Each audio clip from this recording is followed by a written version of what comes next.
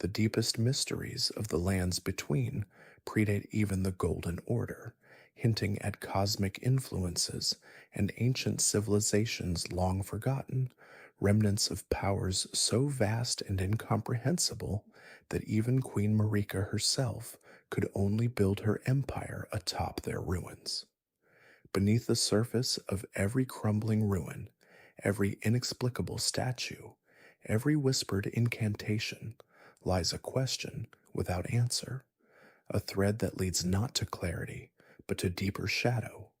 And for 2 years, players have wandered these fog-shrouded lands, cataloging the inexplicable, the contradictory, the deliberately obscured. What was the true nature of the crucible before it was deemed heretical, and why do its blessings manifest as bestial mutations that the Golden Order sought to erase from history? Who built the walking mausoleums that patrol the landscape in eternal mourning, and what nameless demigods lie entombed within their sunless halls? Why do the stars themselves seem to possess will and malice, capable of being held back by a single star scourge? And what catastrophe did Radagon prevent or merely delay when he froze the cosmos in place?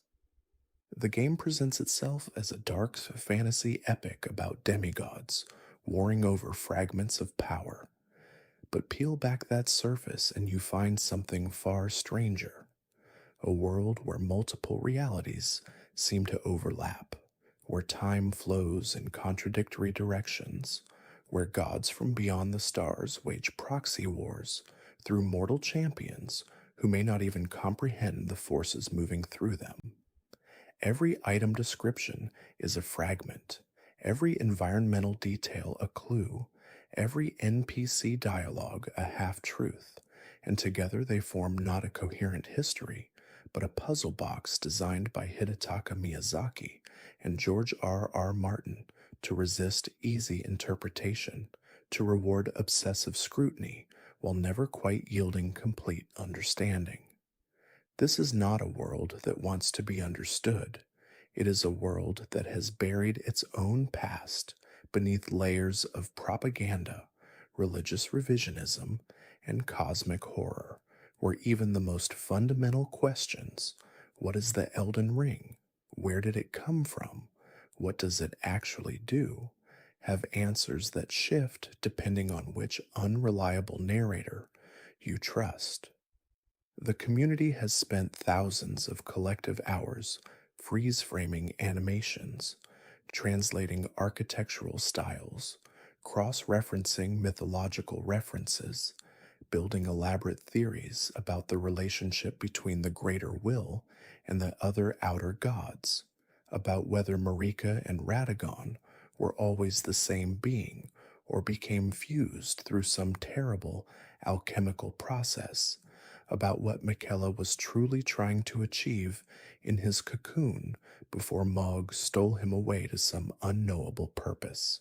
Some mysteries have been cracked through sheer determination, obscure connections finally clicking into place after months of collaborative investigation, but others remain stubbornly opaque, protected by FromSoftware's commitment to ambiguity, by cut content that leaves gaps in the narrative, by deliberate contradictions that may be authorial intent or localization, inconsistencies, or something deeper. A recognition that some truths are more powerful when they remain just beyond reach. The lands between are haunted not just by the undead and the mad, but by the ghosts of explanations that almost make sense, by lore implications that lead to dead ends, by symbols repeated across the game with no clear connecting logic. And it is precisely this quality of unresolvability that has made Elden Ring's mysteries so magnetic, so endlessly discussable, so perfectly suited to the kind of deep dive analysis that washes over you in the dark hours before sleep. You have walked past the same statue 100 times, fought through the same catacombs, heard the same cryptic pronouncements from Malenia, at sites of grace. But have you truly seen what the game is showing you? Have you noticed the subtle, environmental storytelling in the placement of corpses, the implications of which spells certain enemies can cast, the fact that some areas seem to exist in different time periods simultaneously? There are questions about the Glomide Queen and her godskins that may never be answered, mysteries about the nature of destined death, and why Marika would remove it from the Elden Ring only to have it stolen and unleash the very shattering that destroyed her empire, puzzles about the Nox and their banishment underground for the sin of crafting a Lord of Night to challenge the Greater Will's supremacy. The game is filled with factions and forces whose motivations remain murky. The formless mother who grants blood magic in exchange for unknowable prices. The frenzied flame that promises to burn away all division and return everything to primordial chaos. The rot goddess sealed within the Erdtree who speaks through her Empyrean vessel, Malenia, and behind them all the question of whether these outer gods are truly divine or simply powerful entities from beyond the stars, cosmic parasites that feed on worship and manipulate civilizations for purposes we cannot fathom. Every ending you can achieve feels incomplete, a partial solution that addresses the immediate crisis of the shattering while leaving the deeper metaphysical problems untouched. And perhaps that is the point. Perhaps the game is telling us that some tangles cannot be unknotted, some curses cannot be lifted, some mysteries are not meant to be solved, but simply witnessed and accepted as part of a universe far larger and stranger than any one perspective can encompass. The architecture itself tells stories that contradict the official histories, showing clear evidence of civilizations that rose and fell before the Erdtree ever took root, structures built by hands that knew geometries the Golden Order would later suppress, and in the deepest places, in the Lake of Rot and the deep-root depths and the nightmare realm of Nokron, you find traces of something primordial, something that was here first and may outlast everything that came after. To understand any of it, we have to go back to the very beginning, before Marika, before the Elden Ring, before even the concept of order itself, to a time when the lands between were ruled by different laws, when the crucible churned with undifferentiated life, when dragons were not mere beasts, but embodiments of the ancient power of stone and lightning, when the stars were not distant lights, but active participants in the fate of the world below. We have to trace the rise and fall of the eternal cities, civilizations so advanced they could manipulate gravity and create artificial night, yet so hubristic they were struck down and buried beneath the earth for daring to forge their own lord rather than submit to the greater will's chosen order. We have to examine the shattering itself, not as a simple war of succession, but as the inevitable consequence of contradictions built into the Golden Order from its inception, a system that promised eternal stasis in a world defined by change, that elevated one outer god's influence, while others shash long before the Erdtree cast its golden light across the lands between, long before Queen Marika, the Eternal, claimed dominion over life and death. There existed something far older and far stranger. In the primordial age that predates even the arrival of the Elden Ring itself, the world was shaped by forces that modern scholars can barely comprehend. This is the era of the primordial crucible, an epic so ancient that its truths survive only in fragments, in the twisted forms of creatures deemed monstrous by later civilizations, and in the half-remembered incantations of warriors who served an order that no longer exists. The primordial crucible was not a place or a structure in any conventional sense. Rather, it was the original form of what would eventually become the Erdtree, though calling it a predecessor hardly captures the fundamental difference between these two manifestations of cosmic power. Where the Erdtree would later represent order, hierarchy, and the golden perfection of Marika's vision, the crucible embodied something far more chaotic and infinitely more vital. It was the wellspring of all life, a churning cauldron of existence, where the very concept of distinct species had not yet crystallized into being. Imagine, if you can, a state of reality where the boundaries between plant and animal, between beast and man, between flesh and spirit, simply did not exist. This was the nature of the crucible. Life in this primordial age existed as what ancient texts describe as a great blending, a soup of pure biological potential where all living things were one. The horns that would later mark the omen as cursed, the scales that would brand their bearers as impure, the wings and tails and stranger appendages that future generations would view with horror and disgust, all of these were simply natural expressions of the crucible's boundless creativity. There was no hierarchy of form, no judgment of what constituted a proper shape for a living being. A creature might possess the musculature of a predator, the roots of an ancient tree, and the intelligence of something far beyond either, all woven together in a single body. This was not corruption or mutation, as later ages would understand those terms. This was simply life in its most fundamental and undifferentiated state. The crucible itself represented this primordial soup of existence, a concept that challenges our modern understanding of biology and taxonomy. When we examine the evidence that survives from this era, we find the traces of a world that operated on entirely different principles than the one that would emerge after the Elden Ring's arrival. The crucible was not merely a source of life, but the very medium through which life expressed itself. All things flowed from it and returned to it in an endless cycle of transformation.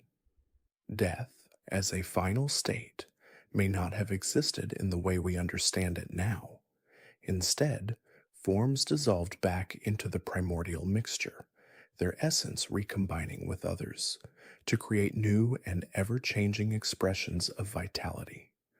Into this churning sea of undifferentiated life, the influence of beings from beyond the world began to seep.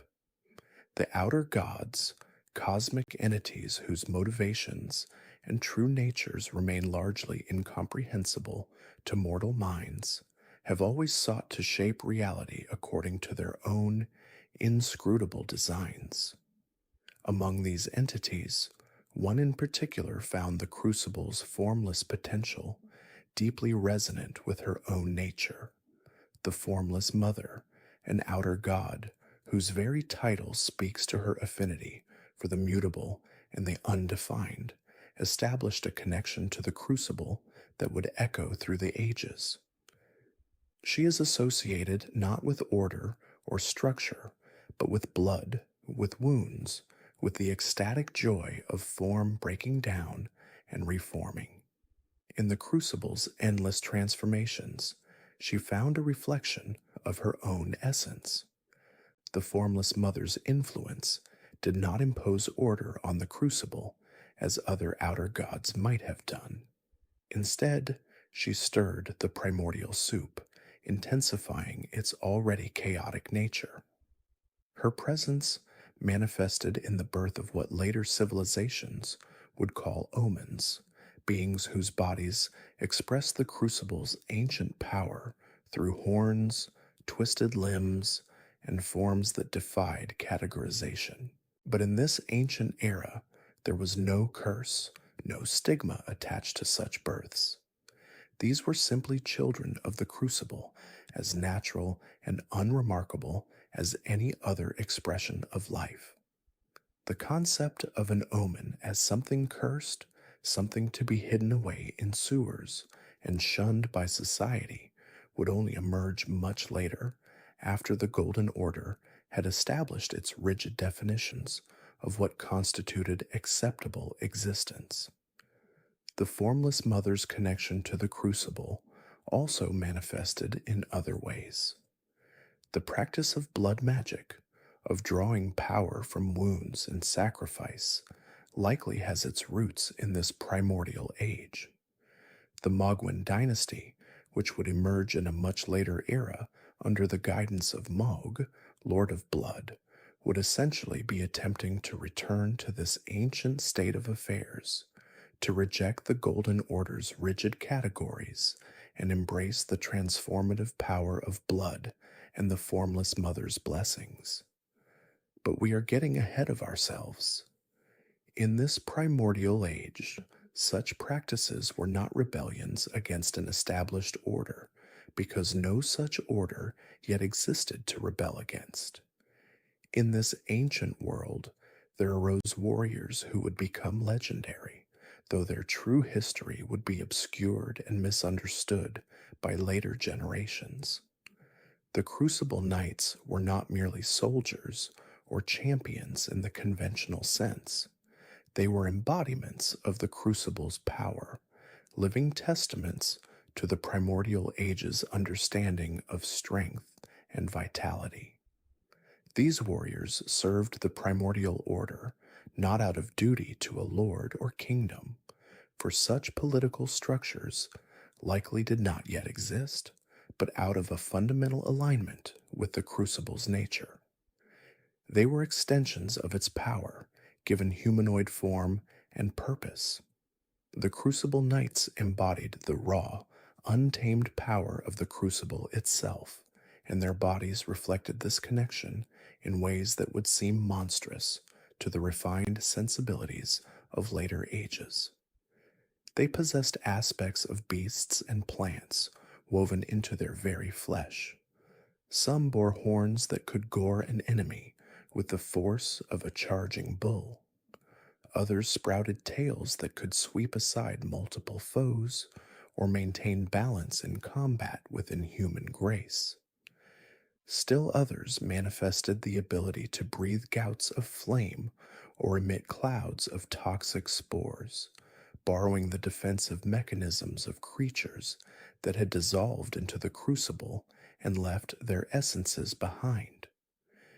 These were not mutations or curses, but gifts, expressions of the crucible's boundless potential, channeled through warriors disciplined enough to shape that power into martial excellence.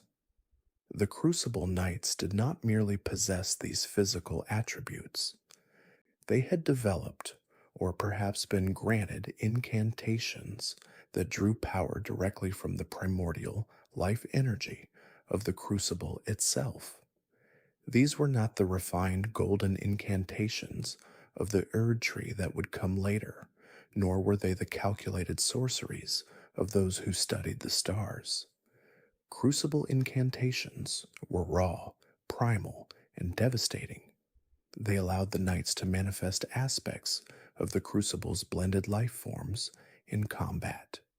A knight might suddenly sprout a tail mid-battle, using it to strike an enemy who thought they had found an opening. Another might call forth horns from their body, transforming a grapple into a lethal embrace. These incantations did not call upon the power of a distant god or draw from an external source. They tapped into the fundamental truth that all life was one, that the boundaries between forms were illusions, and that a warrior sufficiently attuned to the crucible could reshape their own flesh as easily as a sculptor molds clay. The primordial age was not, however, solely the domain of the crucible and the formless mother. Other ancient powers stirred in this era, and their conflicts and interactions would shape the world in ways that persist even to the present day. The origins of the fell god and the giant's flame are tied to this ancient time, predating the Erdtree's golden age by epics that defy precise measurement. While the crucible represented life in all its chaotic blending, the fell god embodied something equally primal but fundamentally different in character.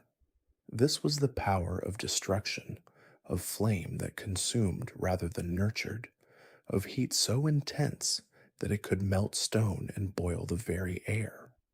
The fell god was a colossal entity, a being of such immense size and power that the fire giants who worshipped it seemed like children before a parent, despite their own enormous stature. The fell god's nature was intrinsically tied to fire, but not the comforting warmth of a hearth, or even the destructive spread of a wildfire.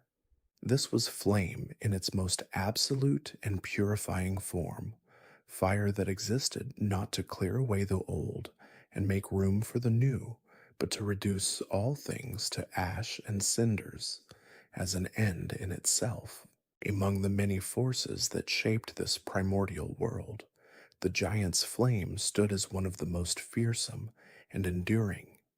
This eternal fire, burning with an intensity that could reduce stone to ash and melt the very earth itself, represented a source of power so immense that it would echo through the ages long after the primordial era had passed. Unlike ordinary flame, the giant's flame was not merely destructive. It was a fundamental force, a primal element that existed in defiance of order and structure.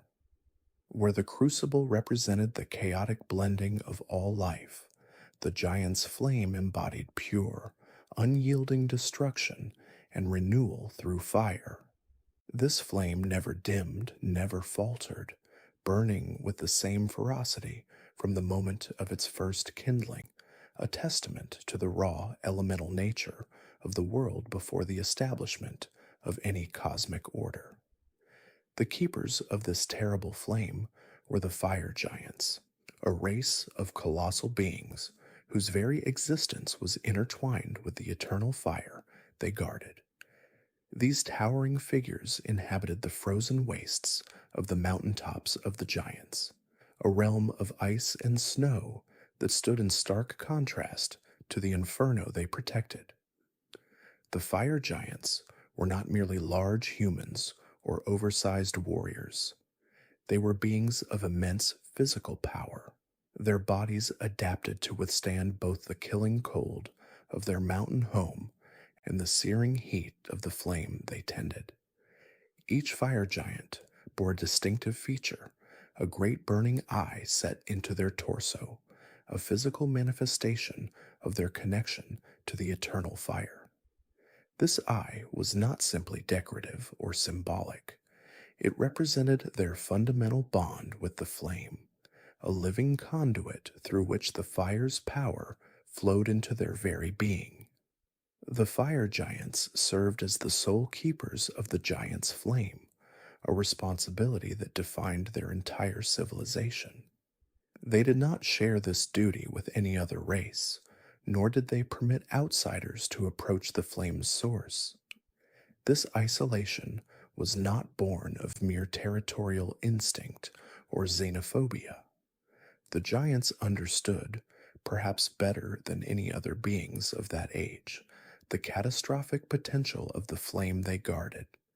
In their massive hands rested the power to reshape continents, to reduce entire civilizations to cinders, to fundamentally alter the balance of the world itself. The flame was not a tool to be wielded casually or a resource to be exploited. It was a force that demanded respect, vigilance, and an unwavering commitment to containment. The fire giants built their entire culture around this sacred duty, passing down the responsibility from one generation to the next, ensuring that the eternal fire would never fall into the hands of those who might use it to unmake the world. Yet the crucible's influence extended far beyond the frozen peaks where the giants dwelled. As life continued to diversify and evolve under the crucible's chaotic embrace, new forms emerged that would later be seen as aberrations, though in this primordial age they were simply part of the natural order. The omens began to appear among the humanoid populations, individuals born with horns protruding from their bodies and other physical features that mark them as touched by the crucible's power. These horns were not uniform or predictable. Some omens bore small, almost delicate protrusions, while others carried massive, twisted horns that seemed to grow without pattern or purpose. Beyond the horns, omens often displayed other characteristics associated with the crucible, including unusual skin textures, enhanced physical strength, and a connection to the primal forces that predated civilized magic. The appearance of omens created a profound divide in how different communities interpreted the crucible's gifts. Some cultures viewed the birth of an omen as a blessing, a sign that the child carried within them the raw power of creation itself. These communities celebrated omens, seeing in their unique features a connection to the divine chaos that had birthed all life. The horns were marks of distinction, proof that the individual was chosen by forces greater than any mortal authority. In these societies, omens often rose to positions of prominence, their physical power and presumed spiritual significance making them natural leaders and warriors. Other communities, however, saw omens as cursed beings, their twisted features evidence of corruption or divine displeasure. These groups feared the unpredictable nature of the crucible's touch, worried that the chaos embodied by omens might spread or bring misfortune. This dichotomy, this fundamental disagreement about whether the crucible's influence represented blessing or curse, would persist long after the primordial age ended, eventually hardening into the systematic persecution of omens in later eras. Alongside the omens, another group emerged from the crucible's endless experimentation. The misbegotten appeared as beast-like humanoids, creatures that seemed to exist in the liminal space between animal and human form. Unlike omens, whose features generally remained predominantly humanoid, despite their horns and other additions, the misbegotten embodied a more complete fusion of human and beast. They possessed the intelligence and tool-using capabilities of humans, but their bodies were covered in fur, scales, or feathers. Their limbs often terminated in claws rather than hands, and their faces bore snouts, beaks, or other distinctly animal features.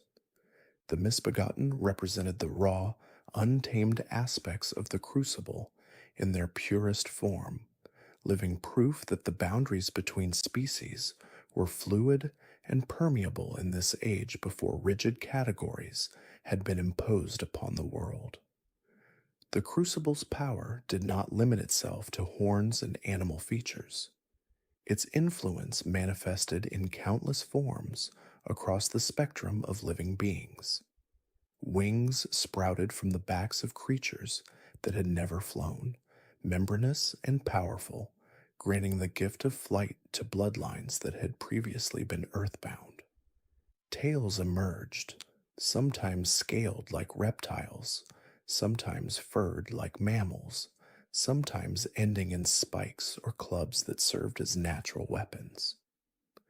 Scales appeared on skin that had been smooth, offering protection and connecting their bearers to the ancient dragons that dominated the skies. Some beings developed additional limbs, while others found their bones growing denser and stronger, their muscles swelling with power that seemed to defy natural limits. Each manifestation was unique, unpredictable, a reminder that the crucible did not follow rules or patterns, but instead operated according to its own inscrutable logic. The ancient dragons themselves stood as perhaps the most magnificent examples of primordial power. These were not the lesser drakes or wyverns that would populate later ages, but true dragons, beings of immense size and terrible majesty. Their scales were harder than any metal, their breath could reduce armies to ash, and their mere presence commanded respect and fear from all other creatures.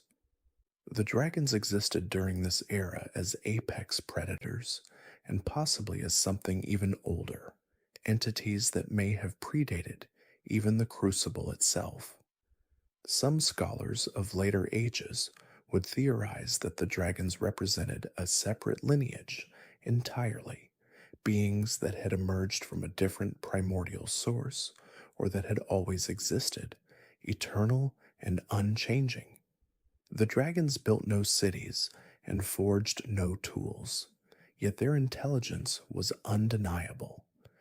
They understood the world in ways that other beings could not, perceiving the flows of power and the connections between all things with a clarity that bordered on omniscience. In this primordial world, the concept of grace, that divine favor that would later become so central to the ordering of the lands between, had not yet been established. There was no golden light to guide the worthy, no divine blessing to separate the chosen from the forsaken. All life was considered part of the primordial whole, equally touched by the crucible's influence, equally subject to the whims of the outer gods, who watched and occasionally interfered from beyond on the veil of reality. This absence of grace meant that survival and success depended not on divine favor, but on strength, adaptability, and the particular gifts that the crucible had bestowed upon each bloodline. There was a brutal honesty to this age, a clarity that would be lost when later systems of divine right and ordained hierarchy were imposed upon the world. The world itself remained wild and untamed, a place where raw elemental forces held sway over vast territories. Storms raged without pattern or predictability. Earthquakes reshaped the landscape, and the very ground might suddenly sprout new forms of life or swallow existing creatures whole. The influence of the outer gods permeated everything. Though these entities remained distant and inscrutable, their motivations unknown and perhaps unknowable.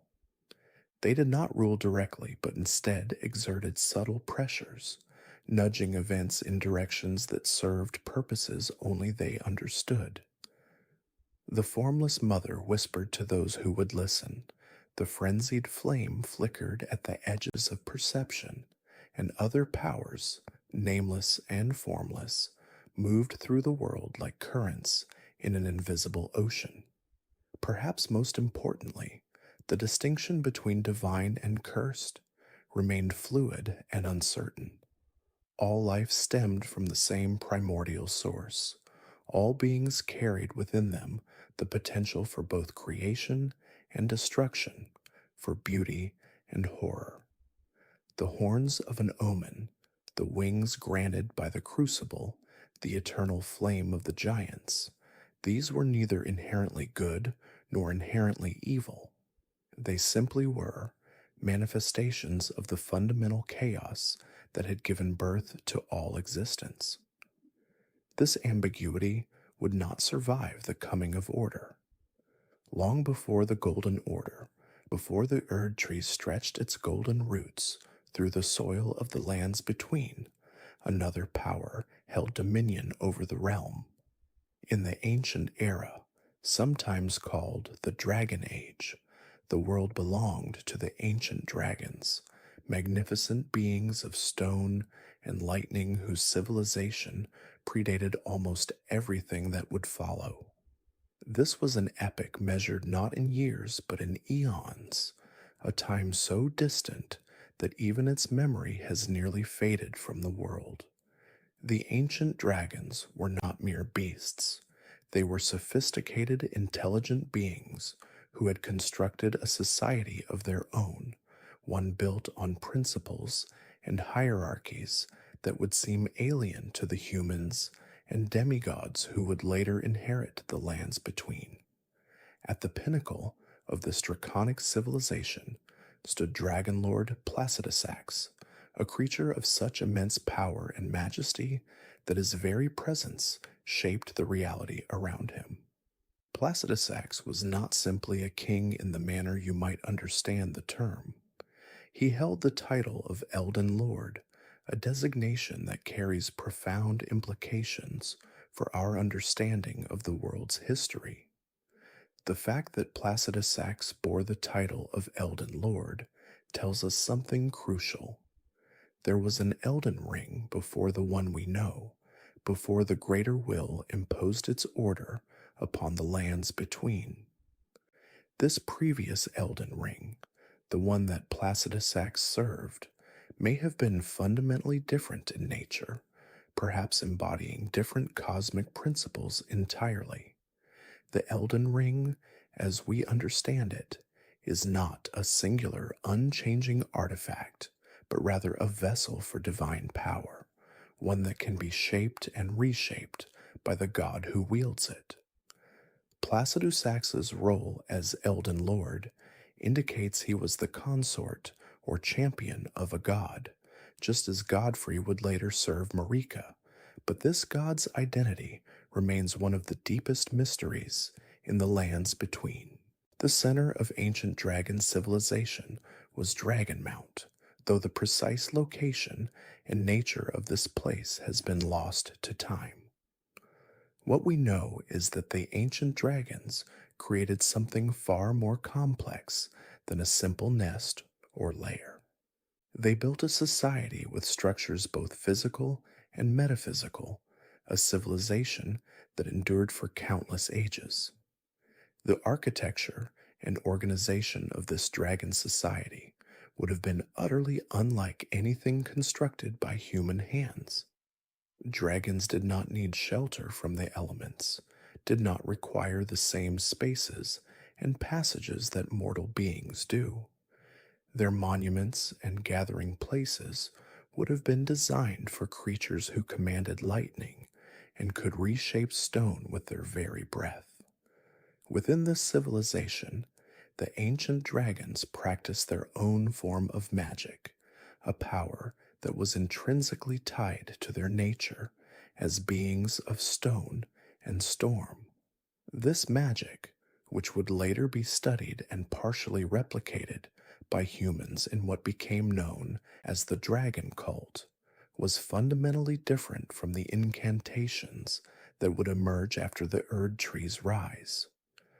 Where Golden Order incantations draw their power from faith in the Erdtree and the greater will, and where other schools of magic rely on glintstone or the flames of frenzy or blood, the ancient dragons' power came from within themselves, from the very essence of what they were. The magic of the ancient dragons manifested most visibly as lightning, that crackling red gold energy that arcs through the sky during storms. But this was not simply the lightning of weather, not mere electricity given form. Dragon lightning was a primal force, an expression of the fundamental power that the ancient dragons embodied. When an ancient dragon called down lightning, it was channeling something that existed at the intersection of the physical and the divine, a power that predated the current order of the world. This lightning could shatter mountains, could burn away not just flesh, but the very concept of life from a target. It was both a weapon and a sacrament, both destruction and communion. The dragon cult that would later emerge among humans was an attempt to replicate and channel this power through worship and communion with the dragons themselves. Early humans who encountered the ancient dragons did not simply fear them or fight them. Some recognized the dragons as beings worthy of reverence, creatures who possessed secrets about the fundamental nature of reality. These humans learned to commune with dragons, to form bonds that allowed them to channel a fraction of draconic power. The incantations they developed, prayers that could summon lightning or harden flesh to the durability of stone, were pale shadows of what the ancient dragons could accomplish naturally, but they represented a genuine connection to that ancient power. Through this communion, humans learned to transform themselves, taking on aspects of draconic nature. The most dedicated practitioners of the dragon cult could feel their flesh hardening, scales beginning to form on their skin, their very bodies slowly metamorphosing into something between human and dragon. This transformation was not seen as a curse, but as a blessing, a sign of growing closer to the divine power that the dragons represented. In the ancient dragon cult, to become more like a dragon was to ascend, to leave behind the frailty of human flesh for something greater and more enduring. But all of this, the dragon cult and human communion with dragons, came later. In the true Dragon Age, before humanity had any significant presence in the lands between, the ancient dragons ruled alone, and Placidusax stood at their apex. He served a god whose nature we can only speculate about. This god, whoever or whatever they were, commanded Placidusax's absolute loyalty. The Dragon Lord was not merely a subject, but a true believer, a being whose entire existence was oriented around service to this divine entity.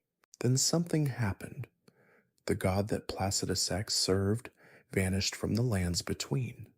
Whether this god fled, driven away by some cosmic conflict, or was banished by a rival power, we cannot say with certainty.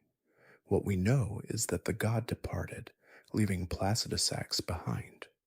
For a being as powerful and as devoted as the Dragon Lord, this abandonment, or perhaps this separation, was a wound that could never heal.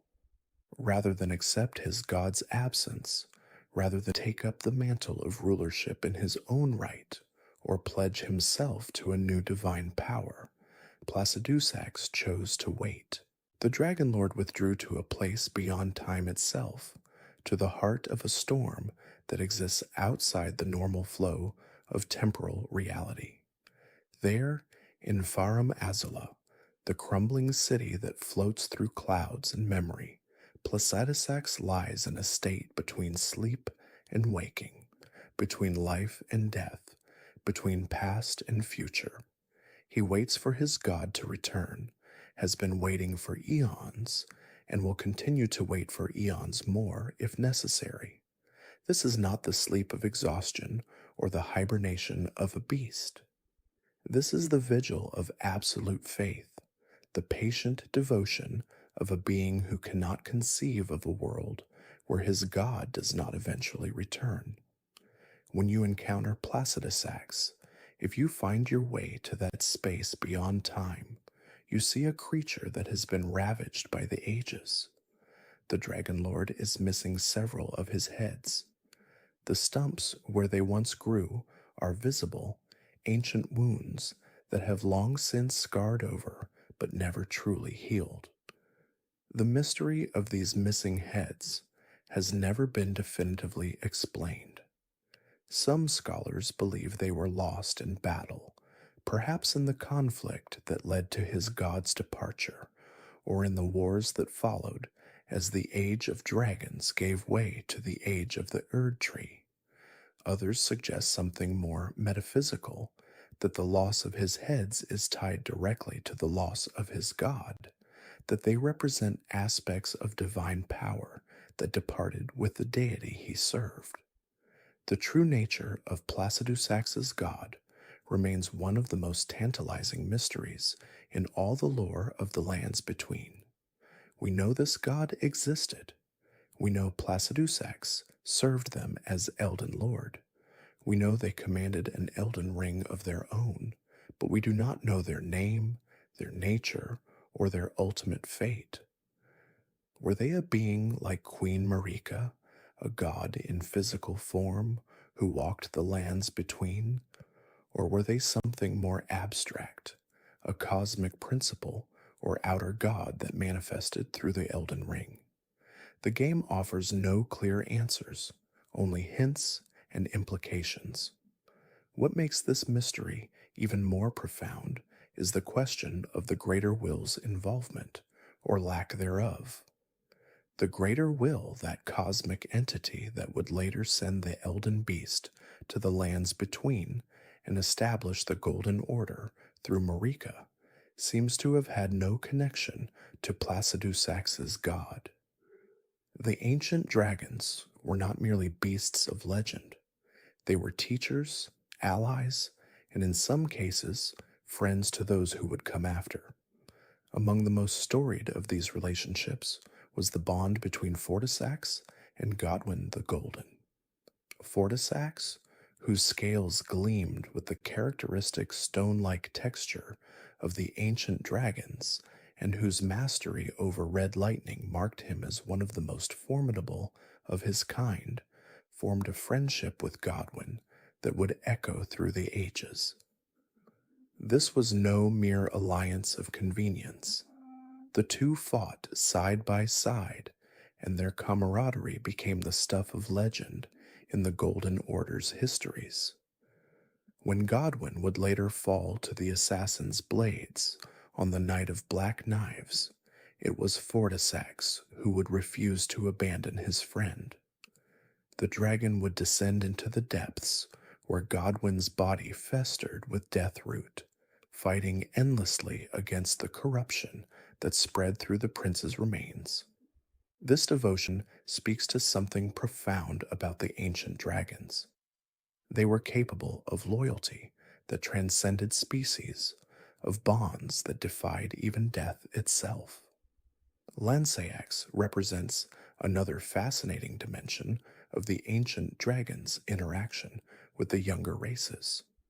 Unlike many of her kin who maintained their draconic forms and kept their distance from humanity, Lanceax chose a different path. She took on human form, a transformation that required not just magical prowess, but a willingness to bridge the vast gulf between dragon and human understanding. In this guise, she walked among the knights of the realm, preaching the ways of the ancient dragons and establishing what would become the foundational practices of the dragon cult. Her teachings were not the crude consumption of dragon hearts that would later characterize dragon communion. Instead, she offered something more refined, a true exchange of knowledge and power. The knights who learned from Lanceax gained access to the ancient dragon's lightning incantations, channeling the red gold electricity that had once been the exclusive domain of dragonkind. These knights became the first dragon cult practitioners among humans, warriors who could call down lightning from the heavens and whose faith was directed not toward the Erdtree, which had not yet risen to dominance, but toward the ancient dragons themselves. Lanceax's choice to teach humanity reveals a generosity of spirit, or perhaps a recognition that the age of pure draconic supremacy was waning, and that legacy could be preserved through willing students rather than conquered subjects. The timeline here is crucial to understanding the political and spiritual landscape of the lands between. The ancient dragon's reign predates the Golden Order entirely. Before Queen Marika ascended, before the Erdtree became the axis around which all life in the lands between revolved, the ancient dragons held dominion. Their civilization was already ancient when the first humans began to organize into kingdoms. The dragons did not worship the greater will, the outer god that would later empower the Golden Order. Their allegiance, if they had one, was to their own dragon lord and to the principles of their own society. This means that when the Erdtree eventually rose and the Golden Order spread its influence across the land, it was not filling a vacuum, but rather displacing an existing power structure. The dragons did not vanish overnight, but their primacy faded as newer forces asserted themselves. The physical remnants of the ancient dragon civilization still dot the landscape of the lands between, silent testaments to their former glory. Dragonbarrow, the elevated northern section of Caelid, is littered with ruins that predate human construction in the region. The architecture here is distinct, built on a scale that accommodated beings far larger than humans, with wide avenues and massive structures. These are not merely abandoned buildings, but the bones of a once thriving dragon society. The presence of these ruins in Caelid is particularly poignant given the region's later scarlet rot corruption, as if the land that once hosted dragon majesty has been reduced to a festering wasteland. But the most significant remnant of the ancient dragon civilization is undoubtedly Farum Azula, the crumbling city that floats in a space beyond conventional time. Farum Azula is perhaps the greatest mystery of the ancient dragon's legacy. This massive structure, part city and part temple, exists in a temporal anomaly. It is described as being beyond time, and those who visit it find themselves in a place where past, present, and future seem to blur together. The architecture of Farum Azula is breathtaking in its scale and ambition. Massive colonnades, grand plazas, and intricate temples speak to a civilization that had mastered not just physical construction, but metaphysical principles that allowed them to transcend normal temporal flow. At the heart of Farum Azula, in a secluded arena open to the storming skies, lies Placidus Sax himself. The Dragon Lord waits there, his body scarred by ancient battles, several of his heads lost to conflicts long forgotten. He sleeps, or perhaps meditates, in a state that seems to exist outside the normal progression of time. The fact that Placidus Sax resides in this temporal pocket suggests that the ancient dragons had achieved a level of understanding about the nature of time itself that far exceeded what would come after. They did not merely live in time, but could manipulate it, bend it, perhaps even escape it when necessary. This mastery over temporal forces may explain how their civilization endured for so long and why their influence persists even after their decline.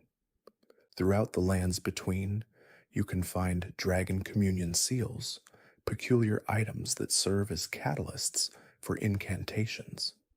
These seals are decorated with imagery of dragons consuming their own kind, a grotesque visual that reflects the later corrupted practice of dragon communion. Yet these seals are also vestiges of the ancient dragon's original power. The magic they channel is derived from the dragon's own essence, their lightning, their vitality, their fundamental nature. The seals themselves are tools that allow humans and other beings to access a fraction of what the ancient dragons once wielded naturally. They represent both a connection to that ancient power and a degradation of it, a way for lesser beings to grasp at something that was never meant for them. The weapons and incantations that survive from the Dragon Age provide concrete examples of the ancient dragon's might. The Dragon King's Cragblade, a colossal weapon that resembles a jagged bolt of solidified lightning, is a relic from this era. The blade is imbued with the red gold lightning that was the signature of ancient dragon power, and wielding it allows one to channel devastating electrical attacks.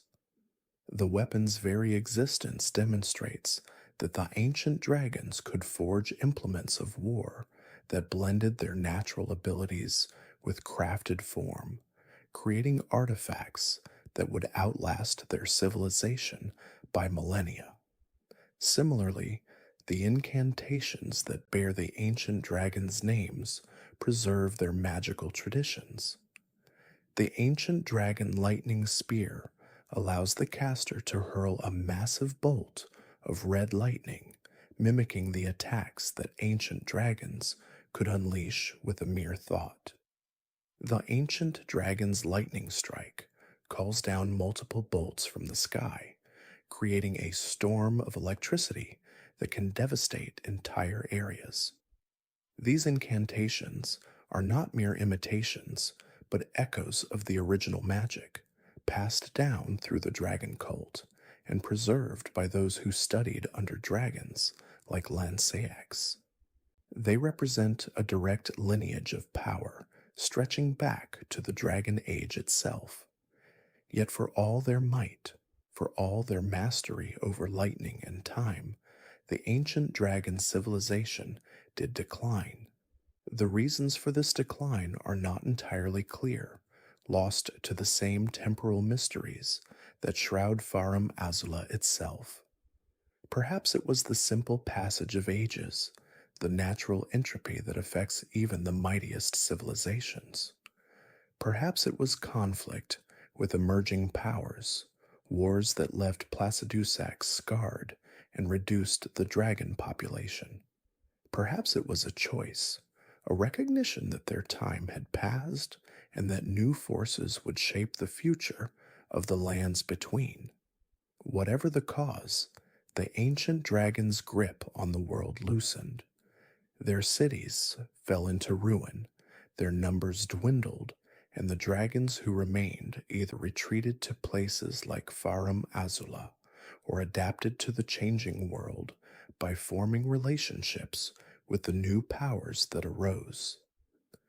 This decline created a power vacuum, and into that vacuum would flow the forces that would define the next great age.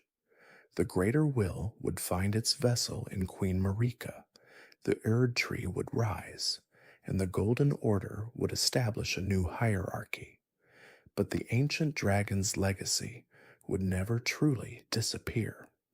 It would persist in the dragon cult, in the incantations and weapons they left behind, and in the very landscape of the lands between, where their ruins stand as reminders that even the mightiest civilizations are subject to the inexorable flow of time. Having explored the ancient reign of the dragons, we now shift our gaze to a civilization that rose quite literally from beneath the earth, navigating the cosmic currents of the lands between in an era roughly contemporaneous with, and perhaps even predating, the height of the Dragon Lord Placidusac's dominion.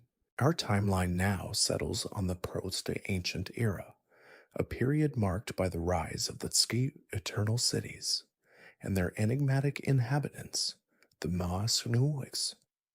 The Nox, an ancient and profoundly advanced civilization, chose to construct their sprawling metropolises deep underground. Their motivations, while never explicitly stated in any surviving texts, are heavily implied to be a deliberate act of secession from the pervasive influence of the Chust's greater will, the unseen cosmic entity that governs the lands between and bestows its blessings or curses upon its chosen champions. Imagine, if you will, an entire society choosing to burrow into the very bedrock of their world, not out of fear of surface threats, but out of a profound philosophical and theological disagreement with the prevailing cosmic order. This act of self imposed exile speaks volumes about their independent spirit and their audacious ambition.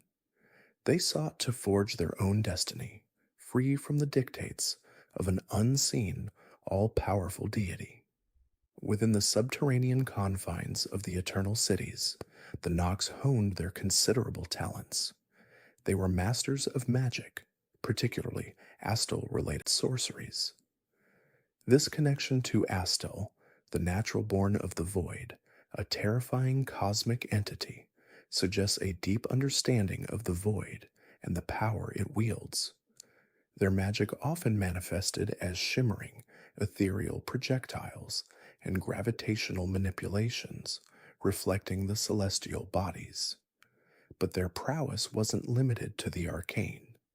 The Nox were also unparalleled metalworkers, crafting intricate armor and weapons that showcased both their aesthetic sensibilities and their advanced technological understanding.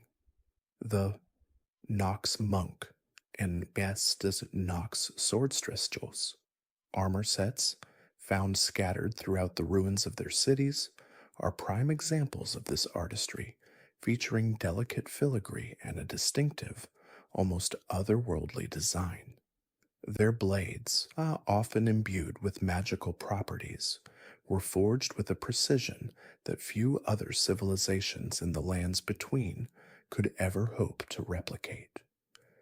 Beyond their mastery of traditional crafts and magic, the Nox developed truly advanced technologies. They delved into the forbidden arts of artificial life creation and the construction of sophisticated automatons. These were not mere puppets or simple golems, but complex constructs designed to serve various purposes, from defense to daily labor. The sheer audacity of creating life, even artificial life, places them in a unique category within the lore of Elden Ring. It speaks to a deep scientific curiosity, a desire to understand and manipulate the very building blocks of existence, and perhaps a touch of hubris. This technological and magical advancement was not without a grander purpose. The Nox harbored a profound ambition to create their own lord to replace the outer gods, specifically defying the greater will. They refused to accept the cosmic hierarchy imposed upon them, and instead sought to elevate one of their own, or a being of their own design, to divine status. This was a direct challenge to the established cosmic order, a declaration of independence from the unseen hand that had shaped the lands between for millennia. Their goal was to usher in an age where their chosen deity, a being of their own making, would guide their civilization, free from the arbitrary decrees of external powers.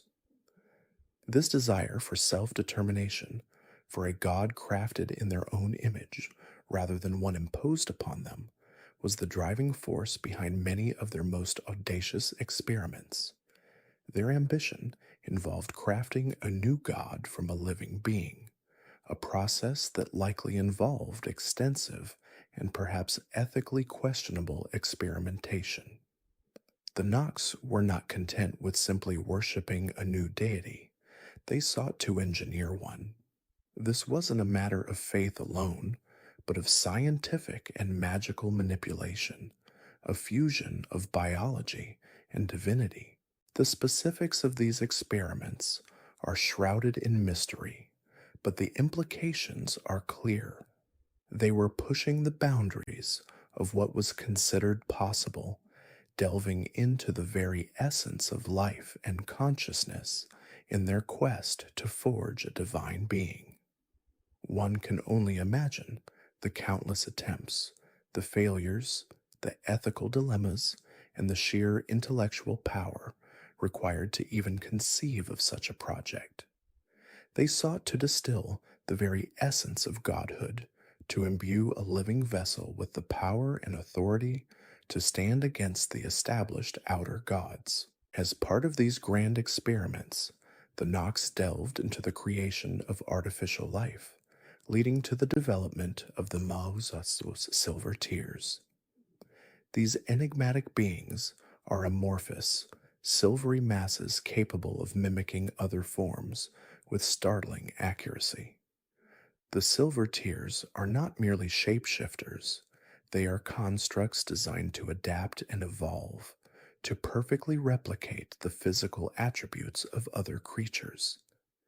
Their existence highlights the Nox's deep understanding of biology and their ability to manipulate genetic and physical structures.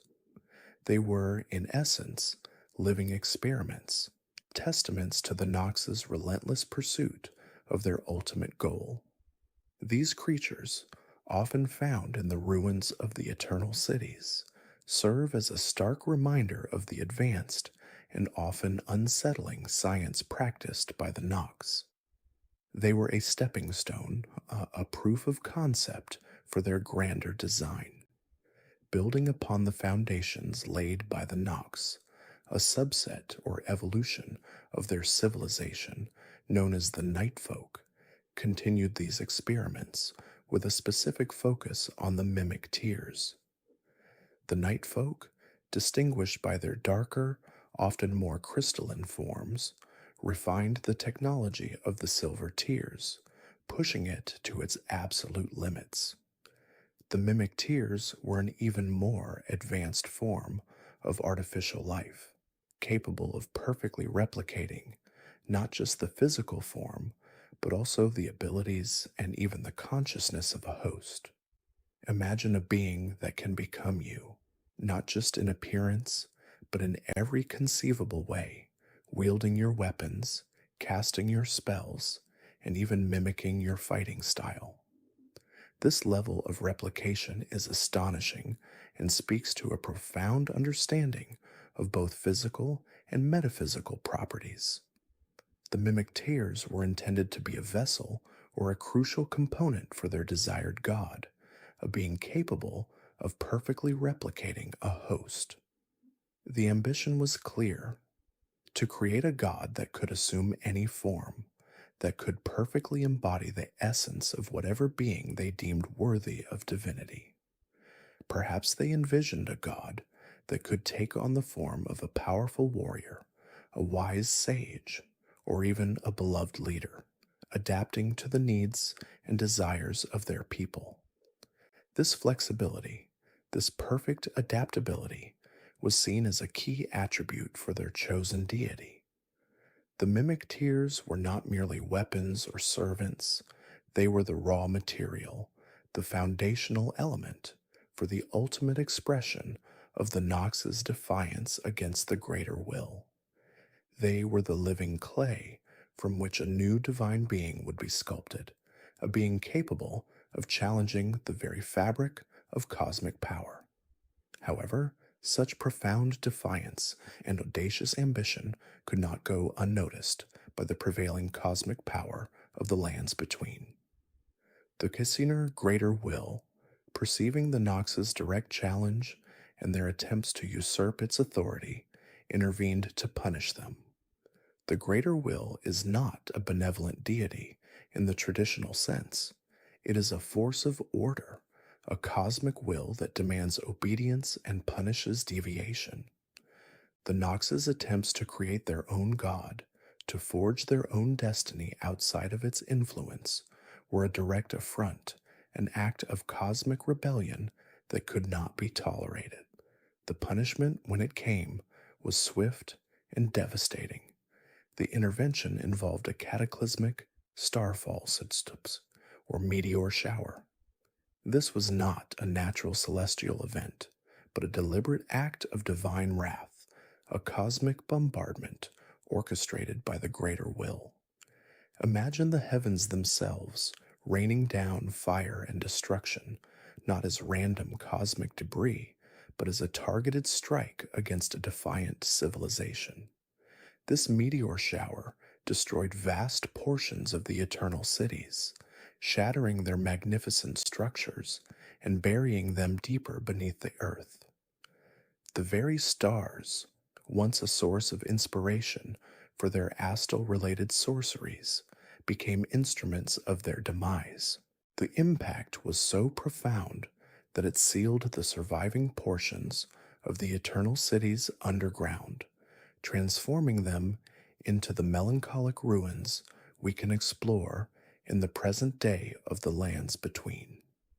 This act of divine retribution served as a stark warning to any who dared to challenge the Greater Will's dominion, a reminder of the immense power wielded by the unseen entity that governed their world. The once proud eternal cities, vibrant centers of innovation and rebellion, were reduced to silent tombs, their inhabitants scattered or trapped, their grand ambition shattered by the wrath of a cosmic god. The echoes of this starfall, the lingering presence of the fallen stars, would continue to shape the destiny of the lands between for millennia to come, a testament to the power of the greater will and the enduring legacy of the Nox's defiance. This catastrophic event marked a turning point, a brutal end to an era of unparalleled innovation and cosmic rebellion, leaving behind only ruins and unanswered questions about the fate of the once mighty Nox. The Greater Will's retribution, however, was not limited to mere exile. It was a cosmic devastation, a cataclysmic event that forever altered the landscape of the lands between and the trajectory of the Nox civilization.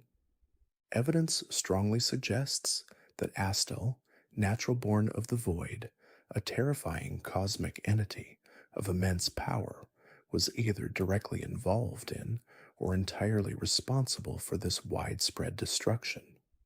Astal, a being whose very presence warps reality and whose attacks are described as natural born of the void, is heavily implied to be an agent of the greater will, a weapon unleashed to enforce its divine judgment. The exact nature of this destruction is chillingly vague, but its effects were profound. Cities were shattered, landscapes scarred, and the Nox, once a thriving civilization, were cast into the deepest recesses of the earth. This punishment was multifaceted, extending beyond physical displacement to a profound spiritual and existential curse. The Nox were condemned, their very essence altered, preventing them from ever again reaching the surface and gazing upon the starlit heavens they once revered. This wasn't merely a geographical confinement, it was a cosmic barrier, an enchantment woven into the fabric of their being and their subterranean prison.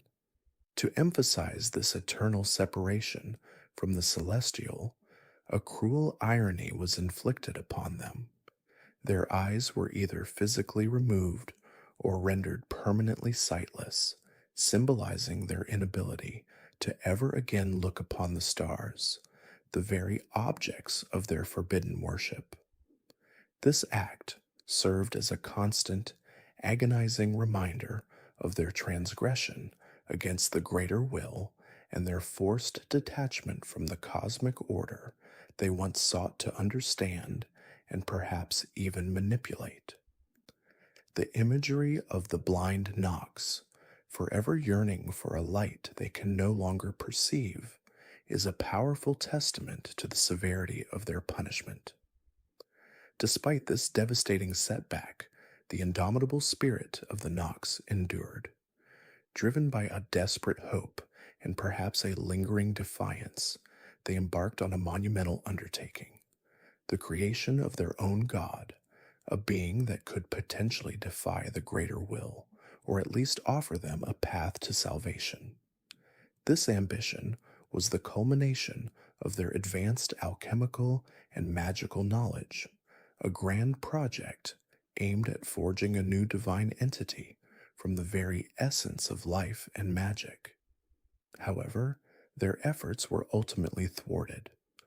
The reasons for this failure are not explicitly stated, but it can be inferred that the greater will, ever watchful, intervened once more, or perhaps the sheer complexity and hubris of the endeavor proved insurmountable. Whatever the cause, their grand project remained incomplete, a testament to their ambition and their ultimate limitations in the face of cosmic power. The remnants of this incomplete God, or the efforts to create it, can be seen in the grotesque and powerful creatures that still roam the eternal cities, twisted echoes of a divine aspiration. Even in their downfall, the legacy of the Nox was not entirely erased. Remnants of their once magnificent civilization and their incredible creations persisted, preserved in the subterranean havens they carved out beneath the lands between.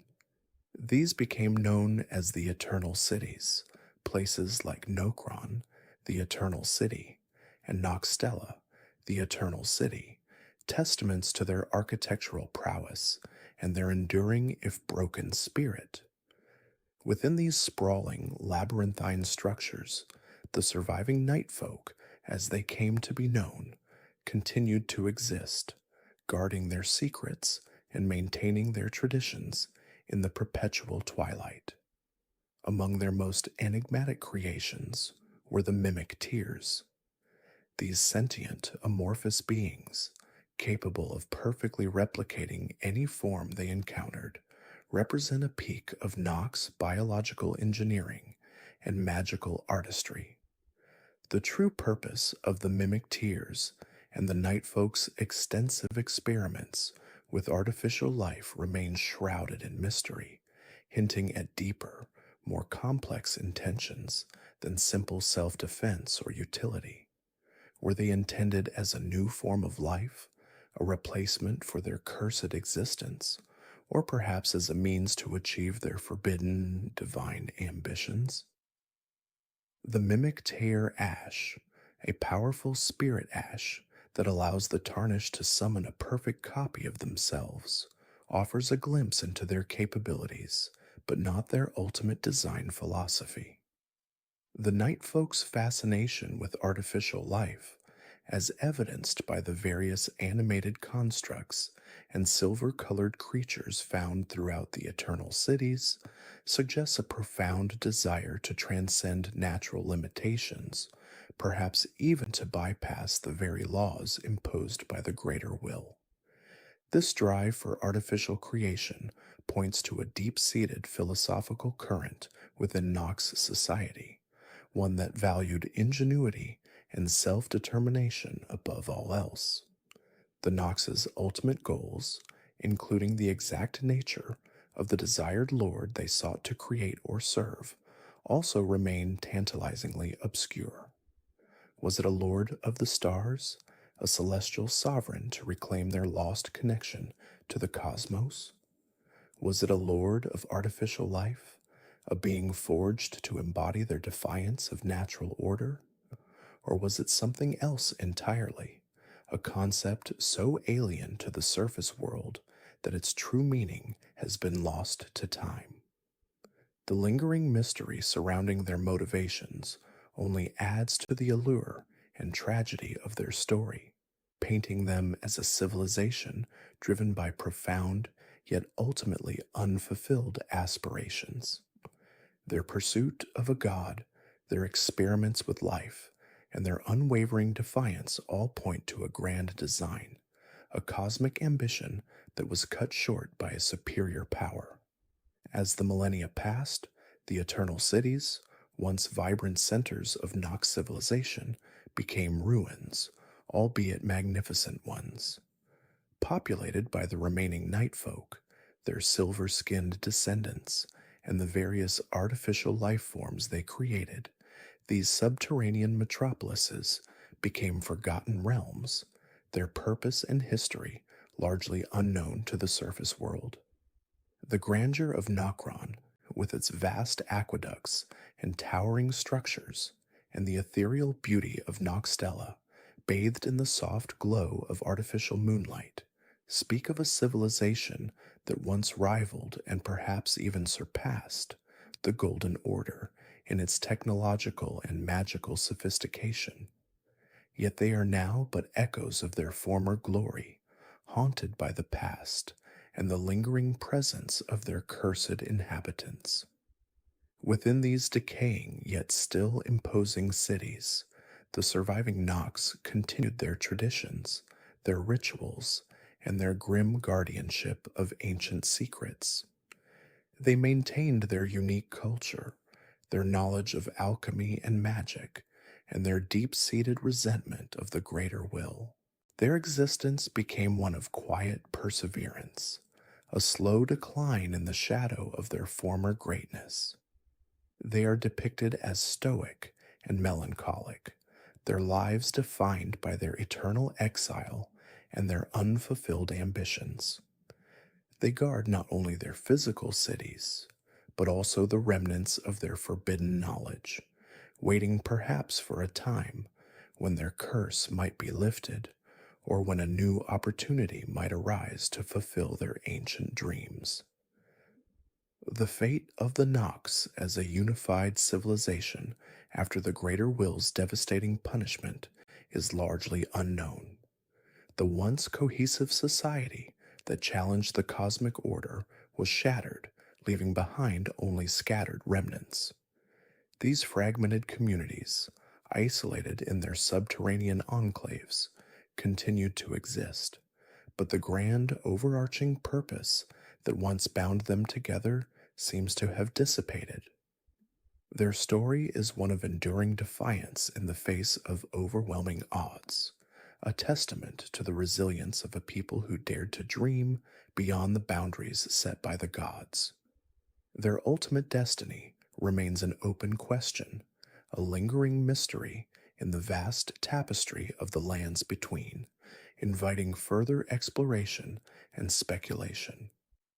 The Nox, with their tragic history and their enduring secrets, represent a poignant counterpoint to the surface world's narratives, a reminder of the many forgotten civilizations that shaped the very foundations of the lands between. Our journey through the Elden Ring's enigmatic history now brings us to a pivotal and devastating epic, the Shattering. This era, marked by unprecedented chaos and the sundering of divine order, directly follows the ancient conflicts with the Nox and the rise of the Eternal Cities, ushering in a new age of war and despair that irrevocably reshaped the lands between. It is during this cataclysmic period that the very fabric of reality, as understood by its inhabitants, was torn asunder. At the heart of this world-altering event was Queen Marika the Eternal, the divine monarch of the Golden Order. For reasons that remain shrouded in mystery and subject to endless speculation, Marika committed an act of unimaginable defiance. She shattered the Elden Ring itself. This wasn't merely a symbolic gesture, but a physical dismantling of the ultimate power that governed the lands between. The Elden Ring, as we've discussed, is the physical manifestation of the Golden Order's fundamental principles, a collection of great runes that dictate the laws of causality and destiny. To shatter it was to unravel the very threads of existence, plunging the entire realm into an abyss of chaos and unbridled warfare. The precise motivations behind Marika's actions are among the most profound and unsettling mysteries of Elden Ring lore. Was it an act of rebellion against the greater will, the outer god that had elevated her to godhood? Was it a desperate attempt to break free from a predetermined fate, or perhaps a calculated move to instigate a new order, however violent its inception? Scholars and tarnished alike have debated these questions for centuries, with no definitive answers emerging from the fragmented historical records. What is clear, however, is the immediate and devastating consequence. The Golden Order, once an absolute and unyielding force, fractured into countless warring factions. The exact circumstances of Marika's shattering of the ring and her subsequent imprisonment within the Erdtree, the colossal golden tree that dominates the lands between, are equally unclear. The Elden Ring, as the embodiment of order, was intrinsically linked to Marika's divine being. Her act of destruction was therefore an act of self-mutilation, a tearing apart of her own essence. Following this cataclysm, Marika was confined within the Erdtree, her body crucified upon its roots, a perpetual prisoner and a silent testament to her defiance. This imprisonment suggests a punishment, likely orchestrated by the greater will itself, for her unprecedented transgression. The imagery is potent. A god, once all-powerful, now bound and broken within the very symbol of her reign, her suffering a constant, silent scream echoing through the lands between. The nature of her imprisonment, whether it was a physical restraint, a magical seal, or a self-imposed penance, further adds to the enigma surrounding her fate. Some theories propose that her imprisonment was not merely punitive, but also served to contain the residual power of the shattered ring, preventing an even greater catastrophe. Regardless of the specifics, her confinement marked the end of her direct rule and the beginning of an era defined by her absence. The greater will, the cosmic entity that had chosen Marika and established the Golden Order, reacted to her defiance with profound anger and ultimately abandonment. This outer god, an unseen but immensely powerful force, had guided the destiny of the lands between for eons, granting its favor to Marika and her lineage. The shattering of the Elden Ring was an affront of cosmic proportions, a rejection of its divine authority. In response, the greater will withdrew its direct influence, leaving the lands between adrift without its guiding hand. This abandonment had far-reaching consequences, allowing other outer gods to begin subtly exerting their influence, further complicating the already fractured political and spiritual landscape. The absence of the greater will created a power vacuum, not just politically, but cosmologically, opening the door for various cosmic entities and their adherents to vie for control and influence over the shattered realm. This withdrawal was not a complete severance, however. The greater will's influence, though diminished, still lingered, a ghostly echo of its former dominion, sometimes manifesting through its two fingers, its emissaries to the lands between. Amidst the chaos of the shattering, another pivotal event unfolded, the theft of the Rune of Death. This powerful rune, which once governed the very concept of mortality, had been sealed away by Marika herself in the past, preventing true death from occurring in the lands between. Its absence had led to the phenomenon of those who live in death, individuals who, though technically deceased, continued to exist in a state of undeath. The Rune of Death was stolen by Ranni the Witch, a demigod daughter of Radagon and Ranni, and her conspirators, in a meticulously planned act of rebellion against the Golden Order and the Greater Will. Ranni, seeking to cast off her Empyrean flesh and escape the destiny imposed upon her by the Greater Will, orchestrated this theft with the aid of the Black Knife Assassins, a shadowy group of Numen assassins. The theft of the Rune of Death enabled the Black Knife Assassins to commit an unspeakable act, the murder of Godwyn the Golden. Godwyn, Marika's firstborn son and a beloved figure, was ambushed and killed in what became known as the Night of Black Knives. However, the assassination was unique and profoundly disturbing. Godwyn was murdered in soul, but not in body. The rune of death, when wielded by the Black Knives, was used to slay his soul, leaving his physical form intact but utterly devoid of life. This partial death, a corruption of the natural order, had horrific consequences. Godwyn's soulless body, subjected to the lingering power of the rune of death and the unnatural circumstances of his demise, became the Prince of Death. His corrupted form, buried deep within the roots of the Erdtree, began to spread a blight across the lands between, a pervasive corruption known as death blight. This blight manifested as grotesque growths and skeletal abominations, infecting the land and its creatures, a constant reminder of the perversion of life and death that had occurred.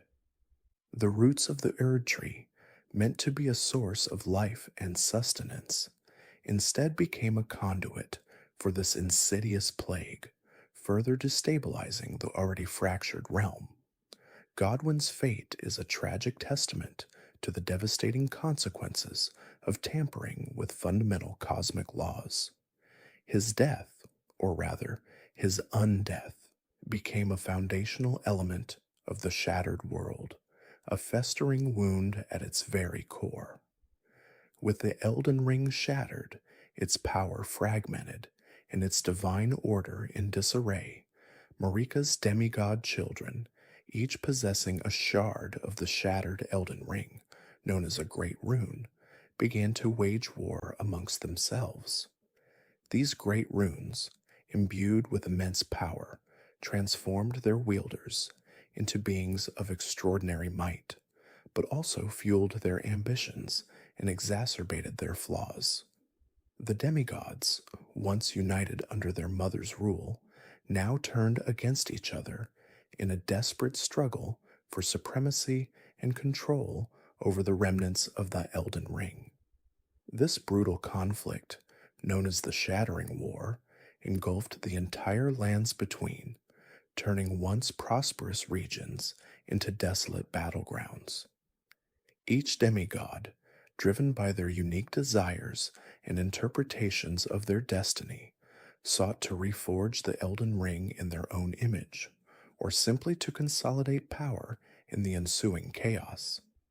Among these warring demigods was General Radagon, the Star Scourge, a colossal warrior of immense strength and unwavering loyalty.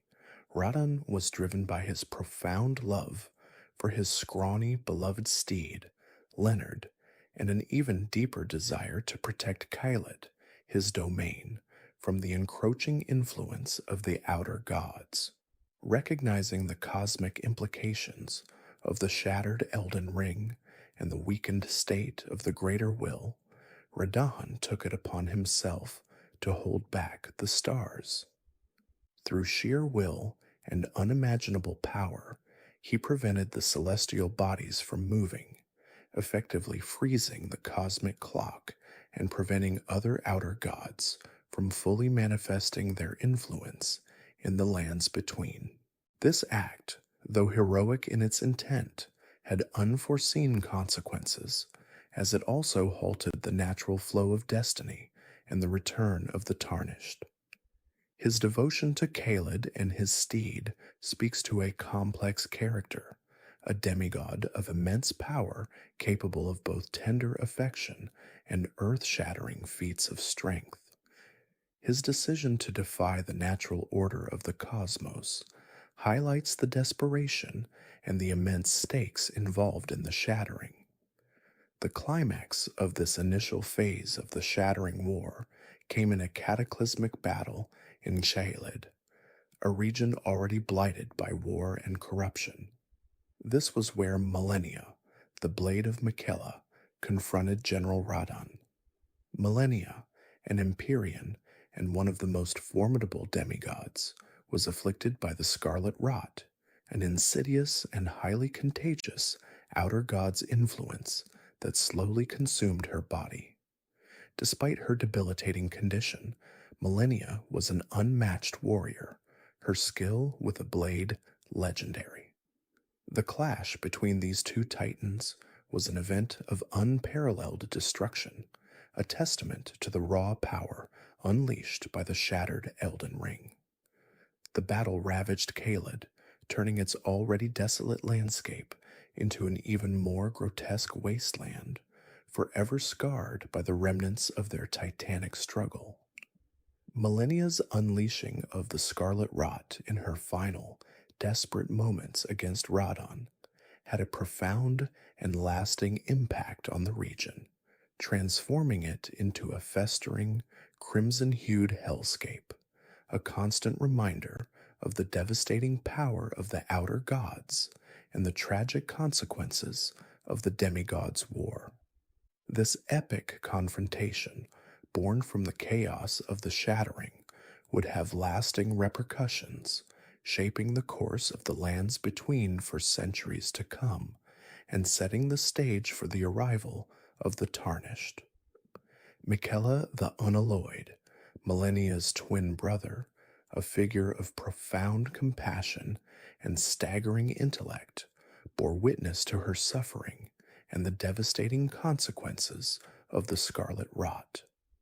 Unlike the other demigods, who largely embraced or rebelled against the Golden Order's tenets, Miquella sought a different path entirely. He dedicated himself to finding a cure for Malenia's affliction, a blight that stemmed from an outer god, a cosmic entity from beyond the lands between, whose influence manifested as decay and corruption. This quest for a cure was not merely an act of brotherly love, but a foundational pillar of his grander ambition to establish a new order, one entirely free from the manipulative and often destructive interference of all outer gods. He recognized the inherent flaws and limitations of the Golden Order, which, despite its initial promise of stability, had become rigid, exclusionary, and ultimately incapable of addressing fundamental cosmic imbalances. Miquella's vision was one of universal acceptance and unalloyed life, a stark contrast to the Erdtree's selective grace. To realize this ambitious vision, Miquella created the Erdtree, a colossal living sanctuary, a testament to his unique form of Empyrean power. Unlike the Erdtree, which drew its life from the Golden Order and selectively granted its blessings, the Erdtree was designed as a haven for the ostracized, the unwanted, and the marginalized of the lands between. It welcomed the omens, the misbegotten, and all others deemed impure or unworthy by the Golden Order's doctrines. This was not merely a benevolent act. It was a deliberate philosophical statement, a direct challenge to the Erdtree's perceived monopoly on divinity and grace. The Erdtree represented a potential alternative to the Erdtree's dominion, a parallel path to spiritual and physical flourishing that did not require adherence to the Golden Order's strictures. Miquella poured his very essence into its growth, nurturing it with his own unalloyed gold, a purer form of grace, untainted by the influences of the greater will. He believed that within the Erdtree's embrace, even the scarlet rot could be contained, perhaps even cured, and that a new, more inclusive form of life could blossom. However, Miquella's noble aspirations were tragically interrupted. In his efforts to mature the Erdtree and further his own divine growth, he entered an eternal slumber within its protective roots, a chrysalis-like state. It was during this vulnerable period that he was abducted by Mohg, Lord of Blood, one of Marika's children and a demigod consumed by a perverse ambition. Mohg, who had aligned himself with the formless mother, another malevolent outer god associated with blood and depravity, sought to exploit Miquella's Empyrean status. He intended to awaken Miquella from his slumber and forcibly make him his consort, believing that through this unholy union he could establish a new, blood-soaked dynasty, a grotesque counterpoint to the Golden Order. Mohg's lair, the Mohgwyn dynasty mausoleum, became a horrific shrine to his twisted desires, with Miquella's inert form suspended within, constantly bathed in the blood of sacrifices, a macabre ritual intended to hasten his awakening and bending to Mohg's will. This abduction represented a profound blow to the nascent hope of the Erdtree, and a stark reminder of the ever-present dangers posed by the outer gods and their ambitious, often deranged followers. Meanwhile, in the aftermath of Radagon's abandonment, Rennala, Queen of the Full Moon, retreated into the hallowed confines of the Grand Library of Raya Lucarian Academy. Her heart shattered by Radagon's departure to become Marika's second consort, and eventually her other half, Rennala, once a formidable sorceress and leader, became consumed by her grief and her unique power. Within the library, surrounded by the vast knowledge of the Carian royal family, she endlessly rebirthed her children using the amber egg given to her by Radagon, the great rune of the unborn, as a catalyst. This ritual was not a true act of creation, but a melancholic, almost obsessive recreation of her offspring, each new child, a fragile childlike form that quickly faded, a poignant manifestation of her broken heart and her inability to move past her loss. Her once proud academy, steeped in the ancient moon and primeval current sorceries, became a monument to her unending sorrow, its halls echoing with the cries of her fleeting creations. She remained a powerful, albeit emotionally fragile figure, her influence over the academy unwavering, but her focus irrevocably turned inward, away from the turmoil of the shattering. In stark contrast to Rennala's retreat, Godric the Grafted, the weakest and arguably most pathetic of the demigods, reacted to the power vacuum of the shattering with desperate, grotesque ambition. Descended from Marika, albeit distantly, Godric possessed a great rune, a fragment of the Elden Ring, which granted him immense power. However, his inherent weakness and cowardice drove him to extreme measures. He hoarded other great runes, not out of a desire to mend the Elden Ring, but to bolster his own inadequate strength. His most defining characteristic and the source of his epithet was his practice of grafting. In a horrifying attempt to gain power and overcome his perceived inadequacies, Godric surgically attached the limbs of countless warriors, both living and dead, to his own body. This macabre process, a twisted mimicry of the Erdtree's growth, resulted in a monstrous, multi-limbed form, a testament to his insecurity and his insatiable hunger for power. He established his domain in Stormvale Castle, a strategic fortress in Limgrave, where he continued his gruesome experiments, a pathetic tyrant clinging to power through fear and disfigurement. His actions during the shattering exemplified the petty, self-serving ambitions that often overshadowed the grander conflicts. Hidden beneath the opulent facade of Leyndell, the royal capital, resided Morgott, the Omen King. Despite being an Omen, a race born with horns and other impure features, and thus reviled and cast out by the Golden Order, Morgott harbored a profound, if conflicted, loyalty to the Erdtree. He secretly defended the capital and the Erdtree from within, acting as its unseen guardian, a duty he fulfilled with grim determination. While other demigods openly warred for dominance, Morgoth, shrouded in anonymity and the scorn of his own lineage, tirelessly fought against any who dared to approach the Erdtree. He was the veiled monarch, the last of all kings, a figure of immense power and tragic devotion. His omen curse, which should have condemned him to the sewers and the shadows, instead fueled a fierce, almost self-loathing sense of duty. He embodied the hypocrisy of the Golden Order, which simultaneously rejected him yet benefited from his unwavering protection. His existence highlighted the deep-seated prejudices and contradictions within the very system he sought to uphold. Further afield, in the fiery depths of Mount Gelmir, resided Rykard, Lord of Blasphemy.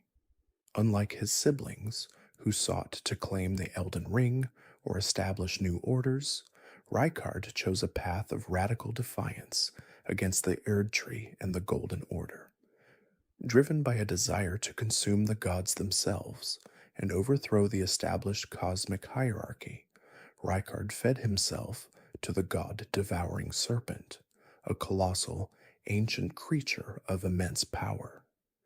This was not a sacrifice in the traditional sense, but a deliberate act of fusion, a merging of his own consciousness and power with that of the serpent.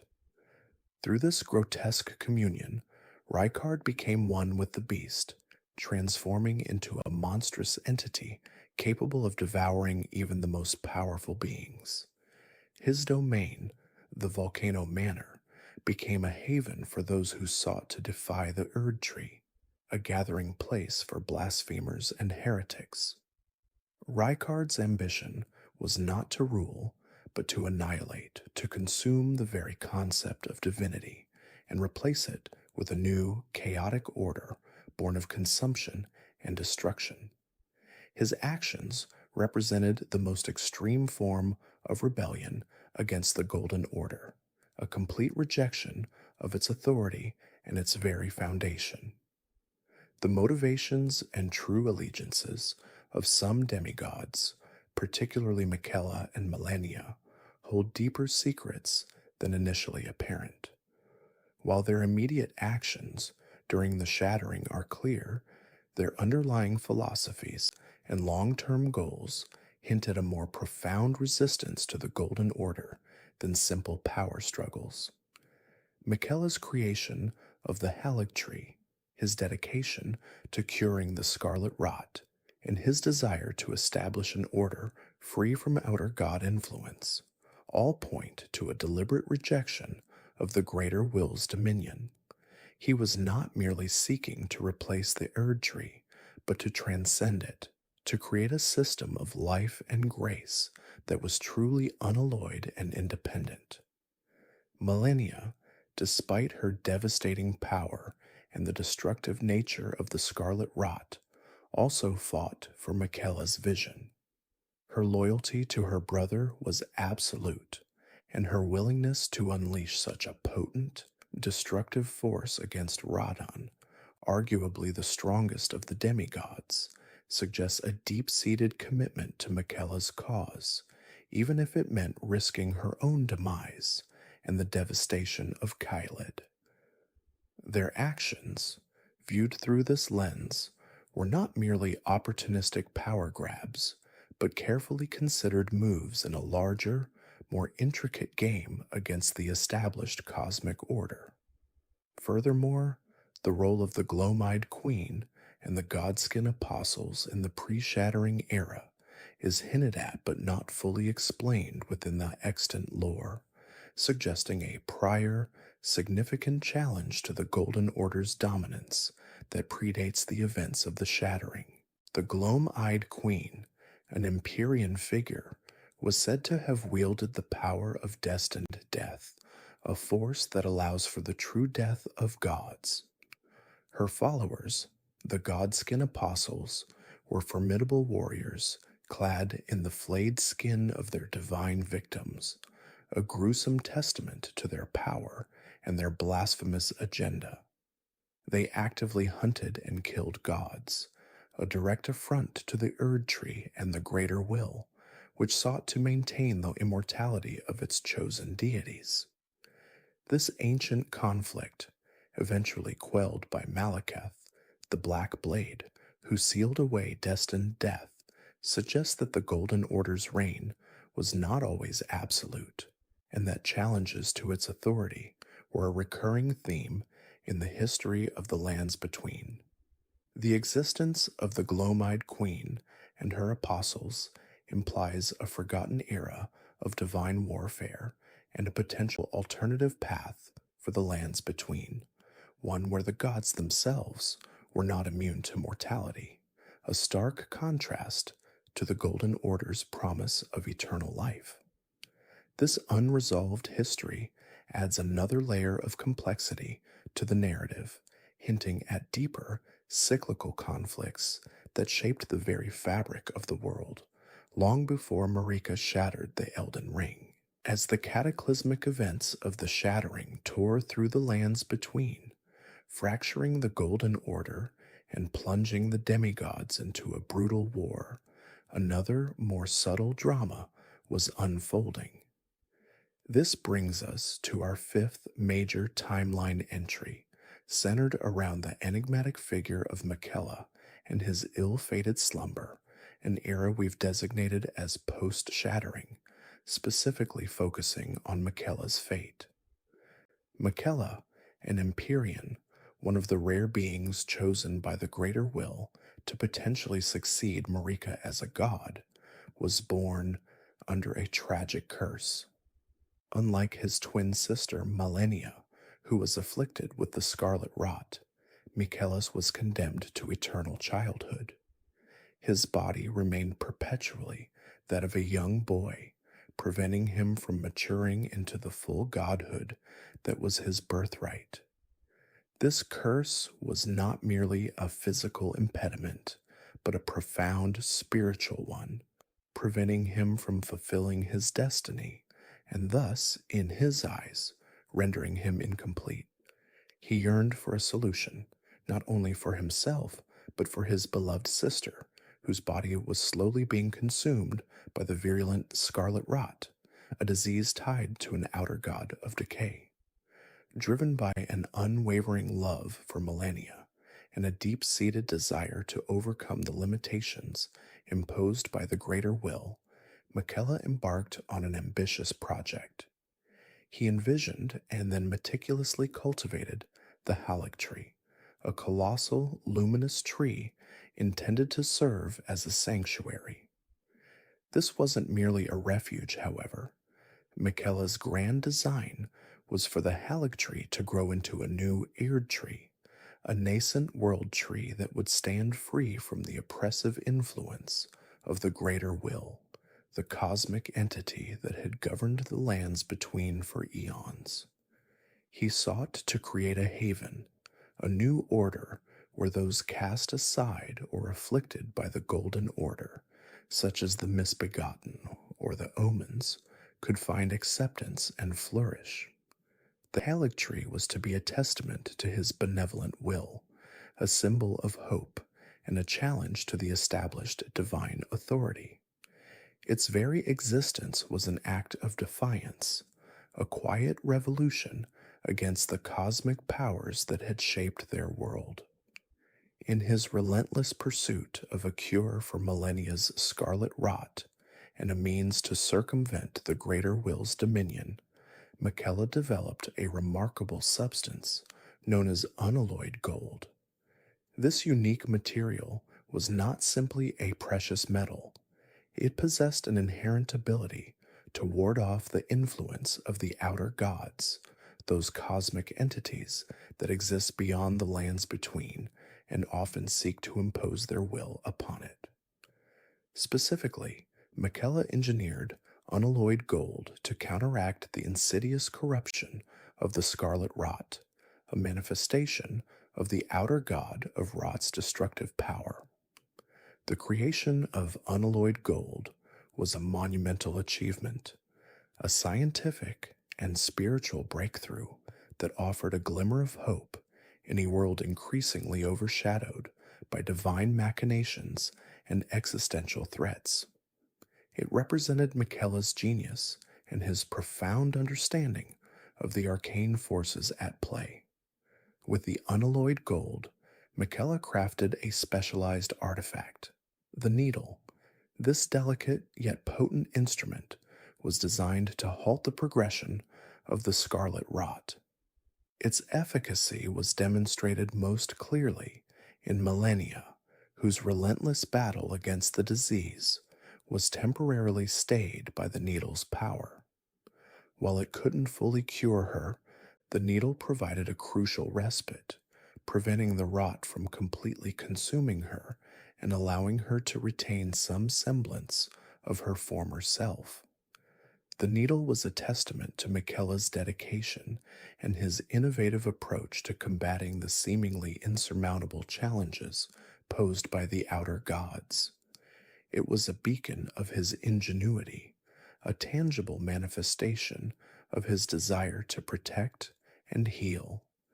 Having laid the groundwork for his new order and developed the means to combat the scarlet rot, Miquella undertook the most critical step in his plan for personal and cosmic transformation. He cocooned himself within the very base of the Erdtree, entering a profound, self-induced slumber.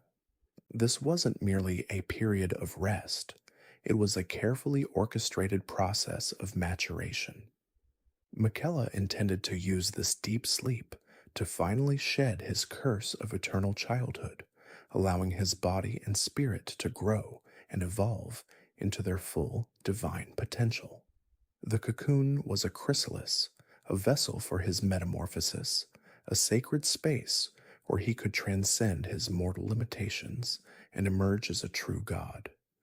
The energy of the Erdtree, imbued with his will and his unalloyed gold, was meant to nourish and guide this transformation. Miquella's ultimate goal in this extended slumber was nothing less than to become a true god, utterly free from the dominion and influence of the greater will. He sought to establish a new order, one built on compassion, healing, and inclusivity, a stark contrast to the rigid, often cruel tenets of the Golden Order. He envisioned a world where the weak were protected, where curses could be lifted, and where the outer gods held no sway. This new order, overseen by Miquella as its benevolent deity, would be a sanctuary for all who had been marginalized or afflicted by the existing cosmic powers. His slumber was not an act of retreat, but a strategic maneuver, a necessary step to achieve the ultimate power required to reshape the lands between according to his vision. He believed that only by ascending to true godhood, independent of the greater will, could he truly bring about the salvation he so desperately sought for his family and for the world. However, even the carefully laid plans of an Empyrean could be disrupted by the chaotic forces unleashed during the shattering. While Miquella lay vulnerable within his cocoon, deep within the roots of the Erdtree, a sinister figure made his move. Mog, Lord of Blood, one of Marika's demigod children, and a fervent devotee of the Formless Mother, an outer god of blood and depravity, infiltrated the Erdtree's subterranean network. Mog, a master of dark rituals and forbidden magic, was drawn to Miquella's immense power and his status as an Empyrean. He saw in Miquella not a rival, but a vessel, a means to elevate himself and his chosen outer god to ultimate supremacy. His infiltration was a testament to his cunning and his ability to exploit the chaos of the shattering for his own nefarious ends. Driven by his fanatical devotion to the Formless Mother and a twisted desire for a new, blasphemous dynasty, Mog abducted Michaela from his cocoon.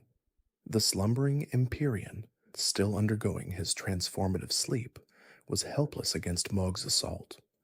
This act was a profound violation, a desecration of Michaela's sacred space and his grand design.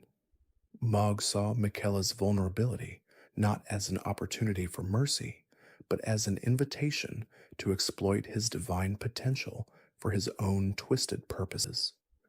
The abduction was a pivotal moment, rerouting Michaela's destiny and setting in motion a chain of events that would have profound consequences for the lands between. Mog then transported Michaela's still slumbering body to his hidden domain, the Mogwin Dynasty Mausoleum, a vast and blood-soaked temple secreted deep beneath the treacherous lands of Caelid. This subterranean fortress, steeped in the grotesque rituals of the formless mother, became Michaela's new, unwilling prison. Here, surrounded by the grotesque altars and blood sacrifices of Mog's cult, Michaela's gentle dreams of a new, benevolent order were replaced by the chilling reality of his captivity. The mausoleum was a stark contrast to the luminous serenity of the Erdtree, a place of darkness and corruption where Michaela's divine essence was to be twisted and perverted. Within the confines of the Mogwin Dynasty Mausoleum, Mog began a dark and elaborate ritual. His intention was to nurture Michaela into a god, not in the way Michaela had envisioned, but as a vessel for the formless mother's power and as the puppet ruler of Mog's nascent dynasty. Mog's ultimate ambition was to become Michaela's consort, to share in his divine power, and together establish a new, unholy order, a blood-soaked empire ruled by the formless mother and her chosen servants. He would use Michaela's Empyrean status and his inherent divine potential to usher in an age of blood and depravity, fulfilling the desires of his outer god. The ritual was a slow, agonizing process, a continuous infusion of Mog's blood and the formless mother's influence into Michaela's cocooned form, attempting to corrupt and reshape his very being. Mog's actions highlight the profound danger posed by the outer gods and their fanatical followers who seek to manipulate and exploit even the most benevolent of beings for their own destructive ends. This act of abduction and ritualistic corruption marks a tragic turning point in Michaela's story, transforming his hopeful slumber into a nightmarish imprisonment and setting the stage for the grim revelations that await us deeper within the Mogwin dynasty. Mog, in his twisted devotion, sought to accelerate Michaela's maturation, believing he could force the Empyrean's transformation into a true god. His chosen method was as vile as it was desperate, a ritual involving the feeding of his own cursed blood to the slumbering Michaela. This blood, tainted by the very outer god who had granted Mog his power, the formless mother, was meant to infuse Michaela with a new, dark vitality. The formless mother, an enigmatic and unseen entity, is an outer god whose influence is felt through her followers, particularly Mog, Lord of Blood. She is associated with blood, wounds, and the desire for a dynasty born of defilement. Her bestowal of power upon Mog was not a benevolent act, but a calculated manipulation, influencing his actions and desires to serve her own inscrutable agenda. Mog, in his fervent belief, saw himself as the conduit for this divine intervention, a prophet ushering in a new age under the banner of the formless mother and her chosen Empyrean, Michaela. He believed that by nurturing Michaela with his own blood, he was not only accelerating his growth, but also binding him to the formless mother's will, ensuring his rise as the new god of a bloody dynasty. Despite Mog's grotesque ministrations, Michaela's body remained in a state of suspended animation within the cocoon. It was a paradox of stasis and growth, a testament to Michaela's unique nature and perhaps his inherent resistance to such defilement. The cocoon, a pulsating organic structure, continued to expand and evolve, a living testament to the Empyrean's latent power. Within its confines, Michaela was still growing, albeit in a manner entirely unforeseen by Mog. This arrested development, this prolonged childhood, only fueled Mog's obsession, driving him to ever more extreme measures in his quest to awaken his chosen god. The true nature of Michaela's unalloyed gold, the substance of his being, and his potential to become a new god, remained central mysteries, even to Mog. Unalloyed gold, a unique property of Michaela, is believed to be a purified form of the Erdtree's gold, free from the rot and decay that afflicts the lands between. It is said to possess the power to cure all afflictions, including the scarlet rot that plagues his sister, Malenia. This inherent purity and restorative power is what makes Michaela such a potent figure, a potential antidote to the decay of the Golden Order and a harbinger of a new, untainted era. His potential to ascend to godhood, to become the vessel for a new outer god, or perhaps even to establish a new order entirely, is what makes him so desirable to various factions, including Mog and the Formless Mother. Mog's ultimate plan for Michaela and the Formless Mother's true influence were not fully revealed, even to the Tarnished who would eventually confront him. His fragmented pronouncements and the cryptic lore surrounding the Formless Mother only hinted at a grander, more sinister design. Mog spoke of a dynasty, a new order ruled by Michaela and himself, a world reshaped by the blood of the Formless Mother. He envisioned Michaela as a slumbering god, awaiting his awakening to usher in this new era. The Formless Mother, in turn, seemed to be using Mog as her instrument, a means to exert her will upon the lands between.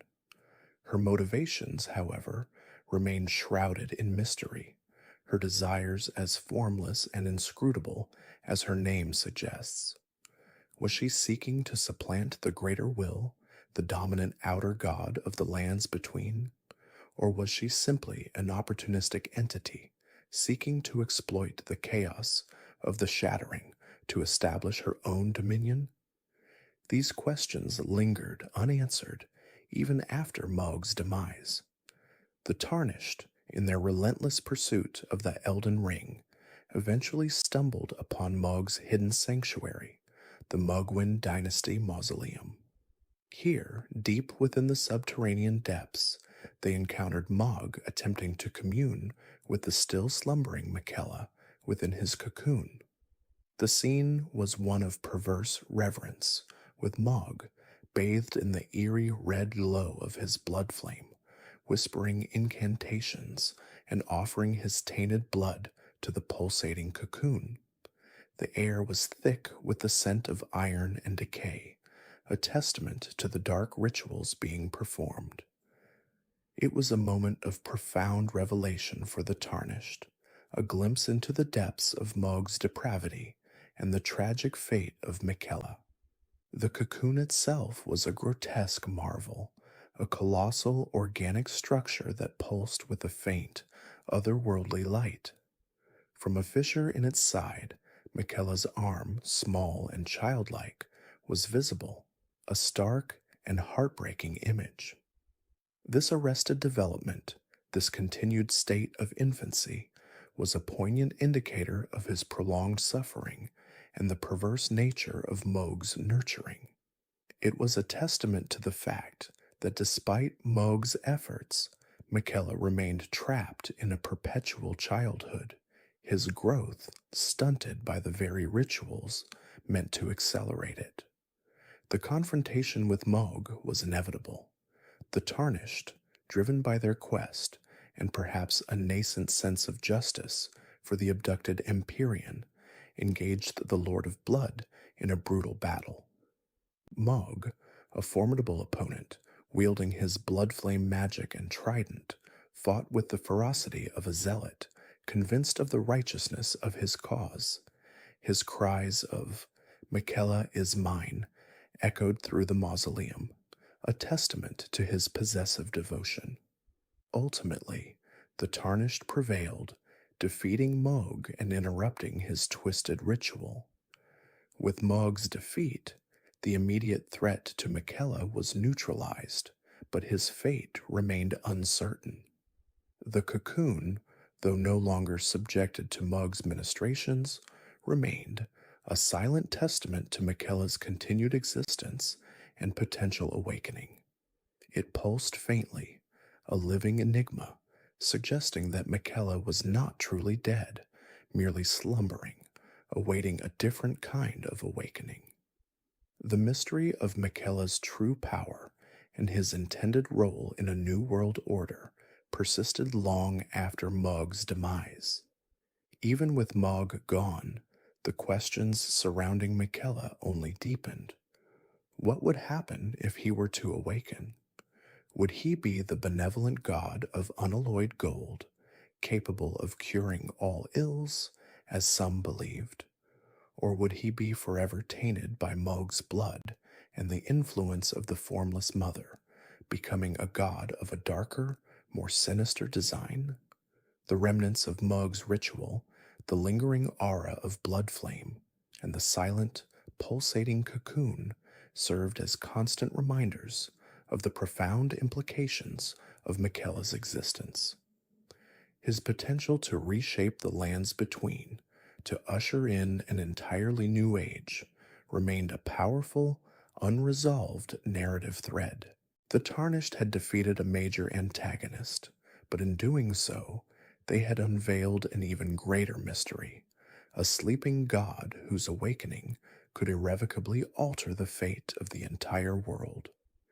The unalloyed gold, the power to cure, the promise of a perfect, untainted order, all these facets of Miquella's being continued to fuel speculation and hope, even as the shadow of the formless mother lingered, a silent, unseen presence, still vying for influence over the slumbering Empyrean.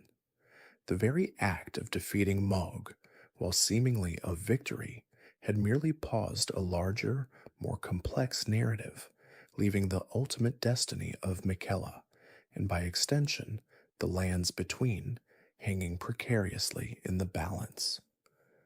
The cocoon, a symbol of both suspended animation and nascent potential, stood as a monument to the lingering questions, a silent promise of future revelations that would undoubtedly shake the foundations of the lands between once more.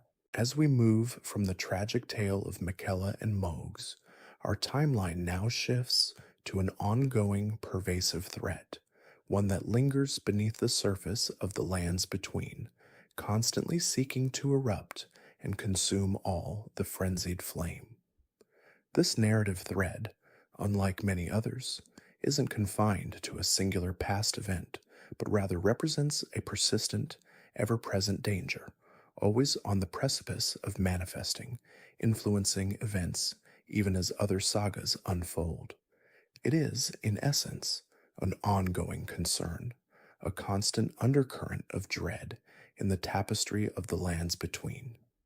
At the heart of this existential threat is an entity known as the Three Fingers, an outer god, much like the Greater Will or the Formless Mother.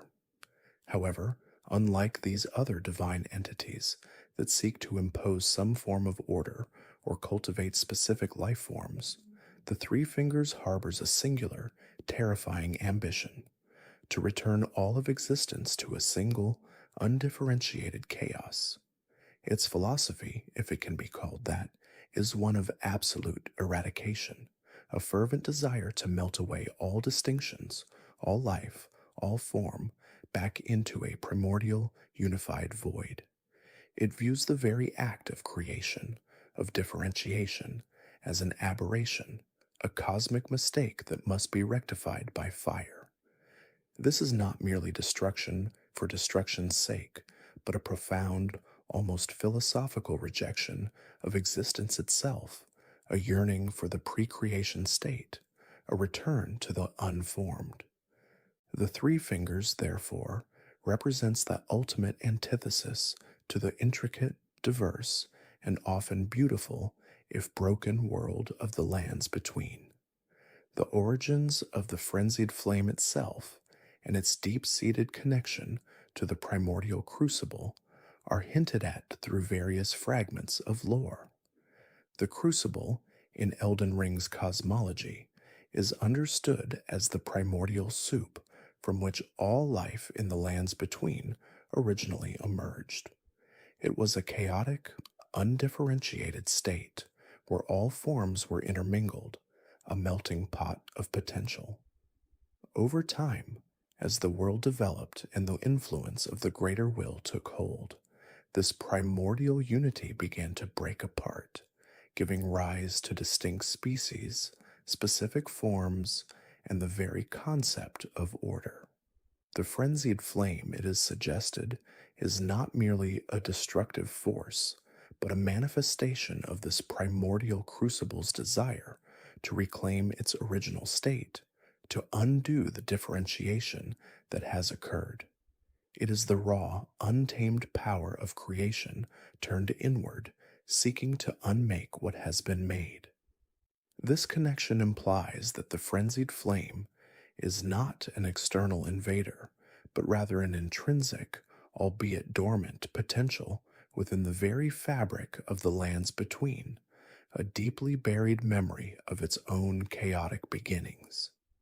This makes it all the more terrifying, as it suggests the potential for cosmic self-destruction is inherent to the world itself. Unsurprisingly, then, the flame of frenzy is believed to be the absolute antithesis of the Golden Order's concept of life and order. The Golden Order, established by Marika and guided by the greater will, thrives on strict hierarchies, clearly defined roles, and a structured, predictable existence.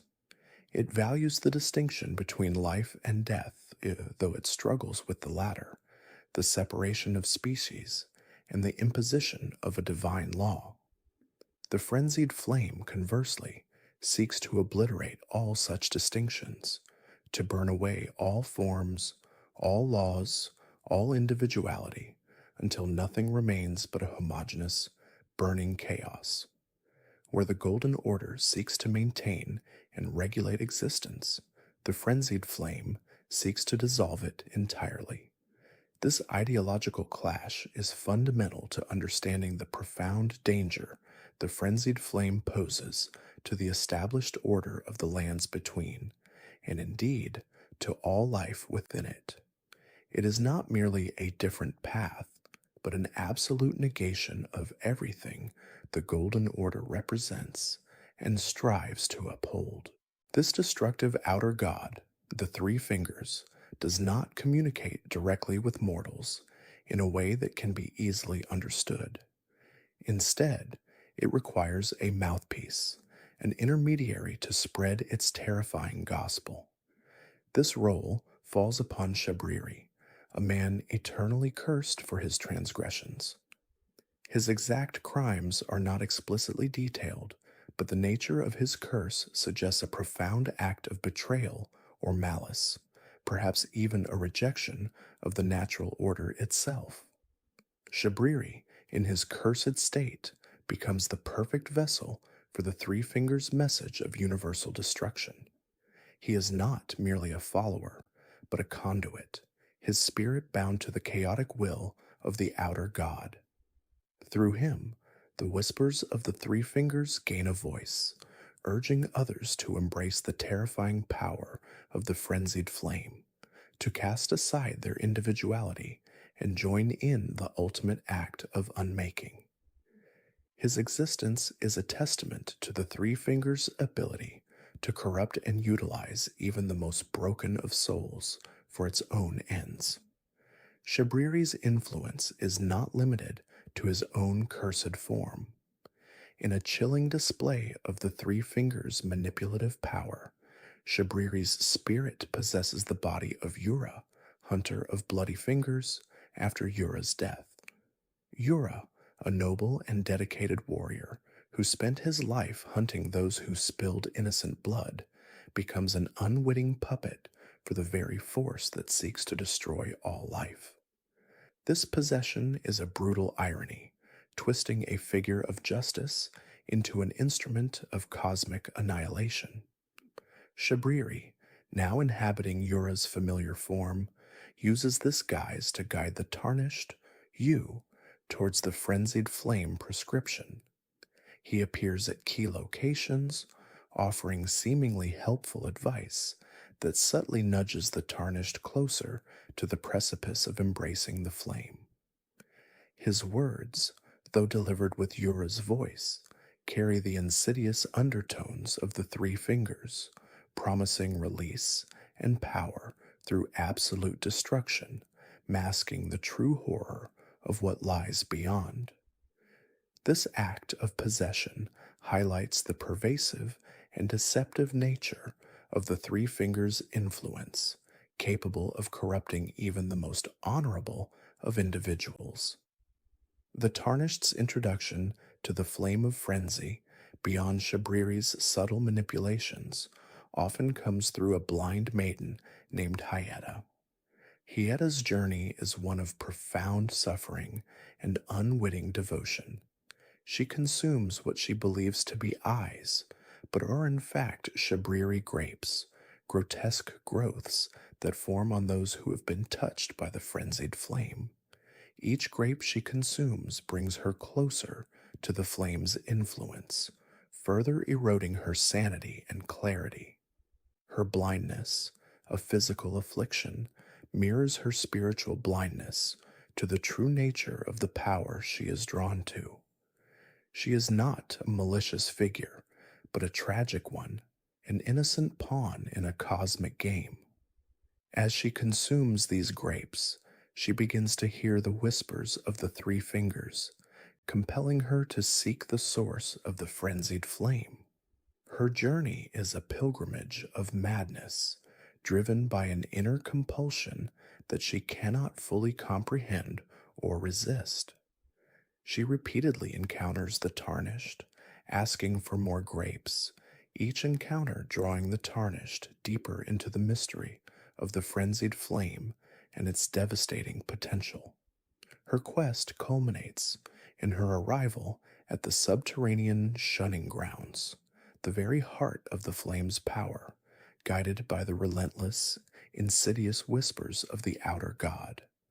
To truly embrace the frenzied flame, to become its vessel, the Tarnished must undertake a ritual act of profound renunciation. This involves stripping themselves bare to enter the frenzied flame prescription, a hidden chamber deep within the subterranean shunning grounds. This act of disrobing is symbolic, representing the shedding of all worldly possessions, all personal identity, all attachments that define the individual. It is a symbolic death, a preparation for the ultimate dissolution of self that the frenzied flame demands. By casting aside their armor, their weapons, their very clothes, the Tarnished symbolically rejects the established order, the societal constructs, and the personal identity that the lands between has imposed upon them. It is a moment of vulnerability, a complete surrender to the chaotic power that awaits. This ritual purification, paradoxically, is a preparation for defilement, a stripping away of self before the ultimate branding. Upon entering the chamber, devoid of all worldly trappings, the Tarnished encounters the very embodiment of the Three Fingers. In a terrifying and intimate communion, the three fingers brand the tarnished's body with the mark of the frenzied flame. This is not merely a superficial burn, but a deep spiritual alteration, a searing of the outer god's power directly onto the tarnished's flesh and soul. The mark, a grotesque pattern of burning eyes, signifies a complete subjugation to the three fingers' will, a permanent transformation that forever links the tarnished to the destructive power of the flame. This branding grants the tarnished immense power, the ability to wield the devastating incantations of the frenzied flame to unleash its chaotic fire upon the world. But this power comes at an incalculable cost, the sacrifice of one's own will, one's own identity, and the embrace of a future where all life is consumed by an all encompassing inferno. The tarnished becomes not just a wielder of the flame, but a living conduit, a potential lord of frenzied flame, destined to bring about the ultimate cataclysm. This pivotal moment, the tarnished's embrace of the frenzied flame, has immediate and dire consequences for their relationship with Malenia.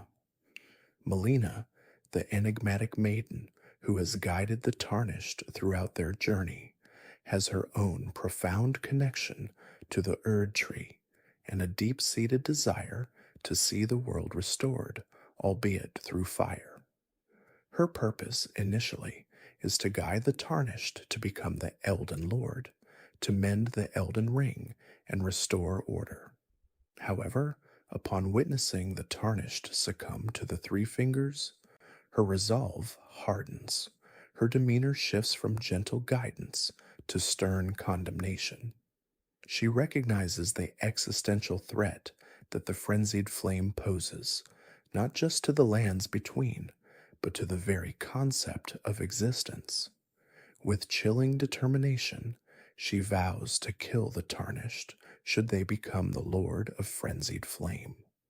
This is not a threat born of malice, but of desperate necessity, a commitment to prevent the ultimate destruction of all that is. Her vow underscores the profound moral and cosmic stakes involved, highlighting the gravity of the tarnished's choice and the terrifying path they have now embarked upon. Her words serve as a stark warning, a final, desperate plea to turn back from the precipice of absolute annihilation before the lands between are consumed by the very chaos the three fingers so desperately craves.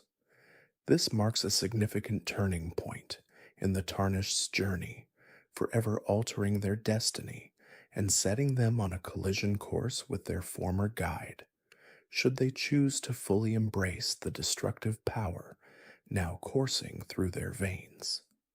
Malenia, the enigmatic kindling maiden, reveals a profound and singular motivation as the timeline continues to unfold.